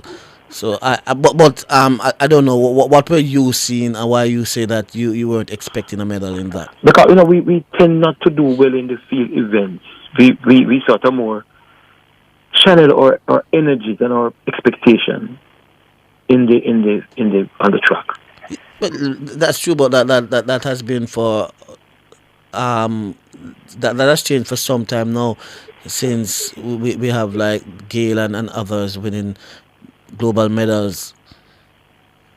A lot of us, when we are penciling out the medal expectations, we didn't pencil in the triple jump. Maybe because you're not looking forward and wide. Mm. You're not. The thing is that you may have been focusing on the sprints. Why? Yes. You would have Yes. think that way, because if you were focusing on the Field. field events, then you would have seen that Rojas, she's out of the competition, and our own Shanika Ricketts has been the one bridesmaid to her. nipping at her heels, and Mm-hmm. I mean there's no way you could not have penciled in a medal for this. If you had said that you didn't pencil in a medal for the shot put, that I would understand. Tomorrow evening this time, I think we'll be celebrating gold and bronze. Gold and bronze. I see Noel Lyles splitting the two Jamaicans. Right. The civil guy and the Kishane Thompson. So how you see? So who getting the gold? Who getting the bronze? I'm giving Kishane. I'm giving Kishane the Kishan or whatever his name is. The silver, the gold. Right. And Noel Lyles is going to split the two Jamaicans. That's what I'm seeing. And I'm looking at a 970 low. 970 low. No, it's between 970 and 974. For the goal. Okay. 971. I'm pretty clear 971, 970. Okay. I don't think they're going to go below 970. Right. That's I'm predicting. Let me hop over quickly to the cricket. I'm sort of disappointed that they should drop Kirk McKenzie after one failure. It's not easy batting in England. And he acquitted himself well in Australia. This chop and change, I don't like it. Give him a series at home, no man. Give him a series at home. In young and new, give him a home series. And so him not perform for a drop. This are just two tests. Give him a home series. Yeah, and never fail now. You ask him from the team. Just chop and change him. One bad series and he out. Well, that's what you're saying now, but there are others that if he had been given another series, then they would have said why West Indies wasting their time with this person. But it could have come good. It could have come good. Right, and I'm talking about if he had not. But I understand your point. Two tests and you're out. And you're out. One bad series that is. And England is a place and it's about the ball of swing and I go out with the thing. Go out with himself. Right. They shouldn't drop the man. Let's not drop the man. Not drop the man. Just business can better because they're not persist. And that's why Shanda Paul too. Well, Shanda Paul, after that 200, what has he done? At least he have 100 there. At least he scored 100. Was that his first test, and then nothing. So and you would have seen him in his in this warm up series, the West Indies 11 against South Africa. He only made one. So Shanda Paul, that is. Things bad with him. Yeah, he needs to we find this form. So you think there's still a place for John Campbell if he should come back and make some runs next year in our local competition? Because the Louis guy in shape well, but him lack that. He's still young still, so we now criticize him, but you need to watch him in another series here. Right. I mean, I want to be a victim of my one indiscretion or same thing we have to talk about. Right. So give him a chance in 2 seasons, but if John Campbell can make some runs, and so where do we go from here after South Africa? I can't find the itinerary and make we hear it. Okay, just continue to listen because we have another call online. I'll share that. All right, boss. Okay. Respect.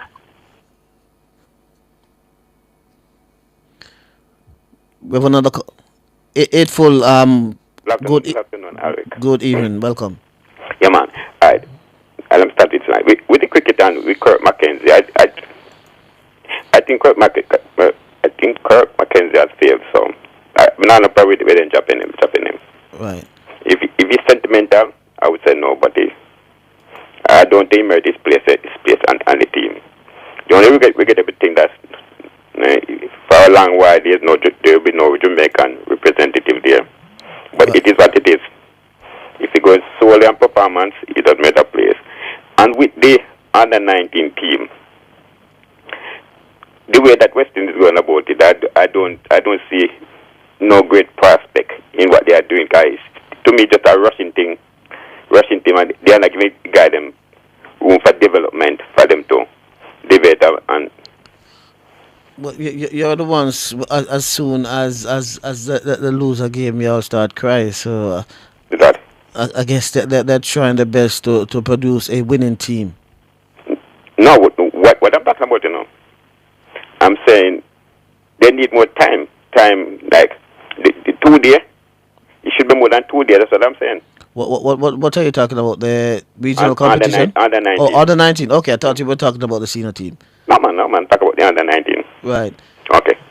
So if they are trying to develop the young mind, I mean, to me, it's more of a 2020 team that they are looking at.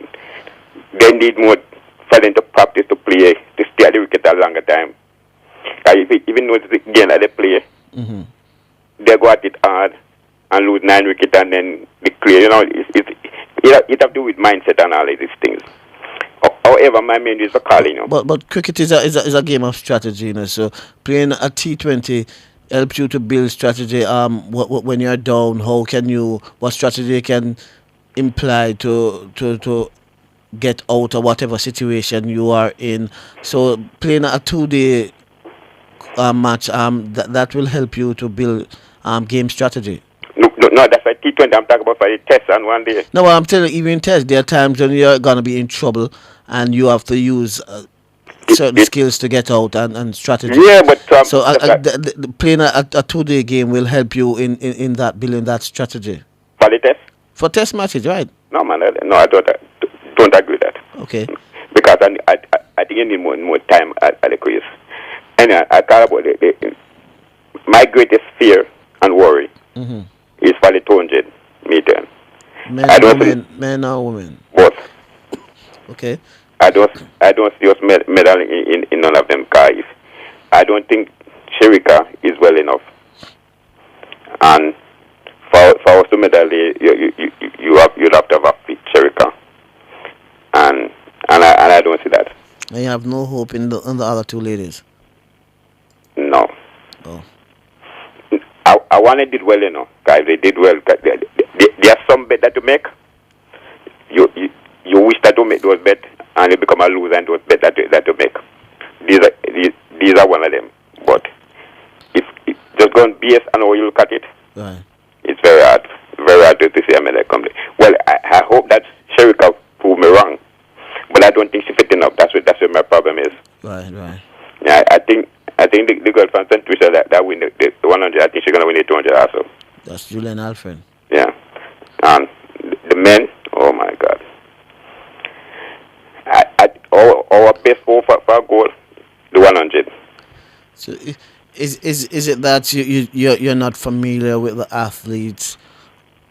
Why you believe that we don't have a chance in the 200? The 200? Yeah, is it that you're not familiar with the athletes? Why you think we don't have a chance in the 200? In the 200, our best chance is Sherika Jackson. But I don't think she's fit enough. That's what I'm thinking. That's where my problem is. Right, and I'm wondering if it's the fact that you're not familiar with the other athletes, why you don't give them a chance. I'm not too familiar. That's 1, 2. What is what have they done? What their timing that they did to prove to say that they're going to medal? That's what I'm saying. You're not familiar with them, so that's why you have this. And the next thing based on the time that put forward and like Sherika, not Sherika, like Sherika from America. Shakari. Richardson and Alfred from St. Lucia. Right. Yeah, those 2, and I think this girl from England. I don't see an unfit Jackson getting those. Okay. And other than Jackson, who is from Jamaica gonna medal. Okay. But That's where my worry is. and what do you think about the other the events that have gone so far? That gone. Well, if you just stay true to farm, I kudos to Shell and Feather Price. Great ambassadors, great ambassador for Jamaica over the years. Nobody can take that away from them. Not only for Jamaica, for the world.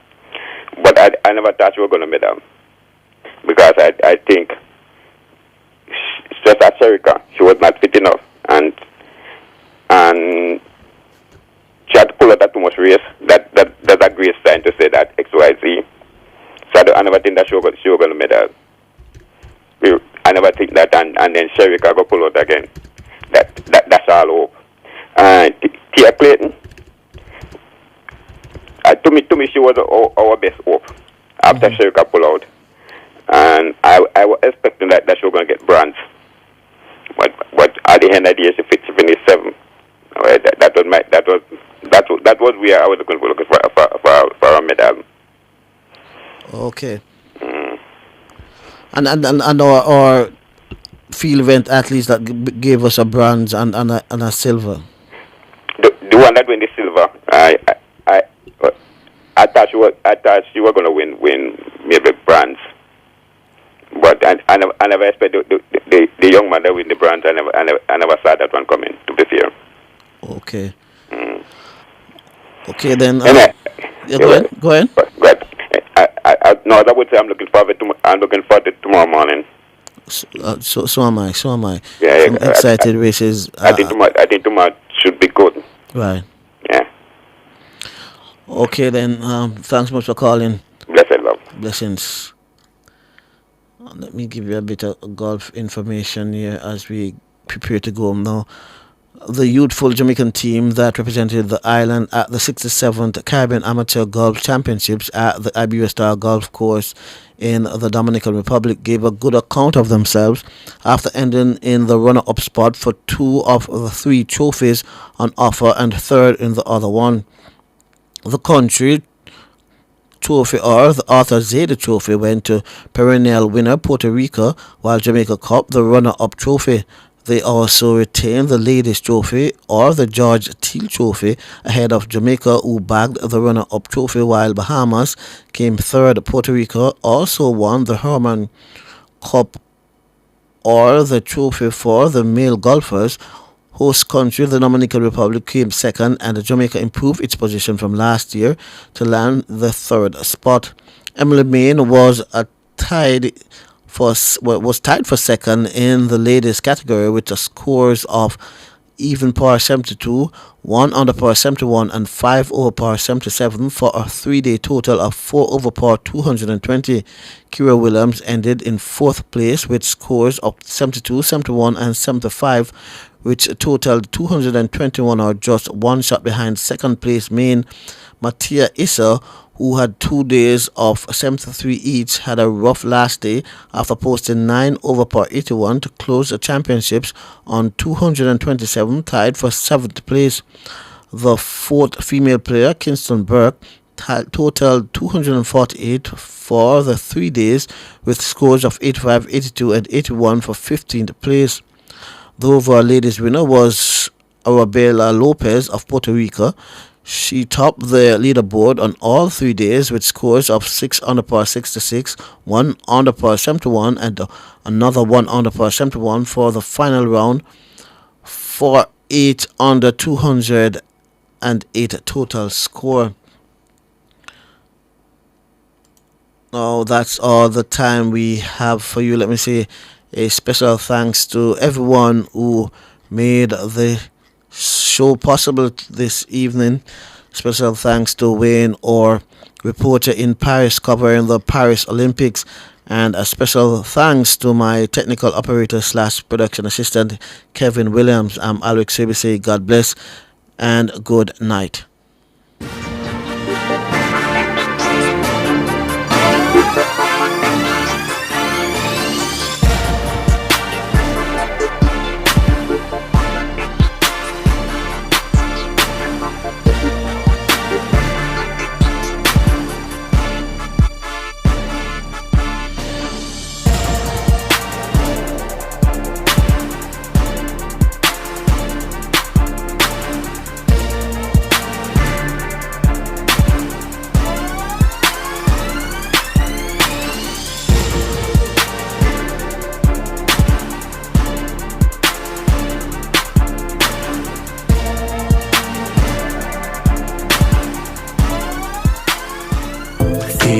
this summer.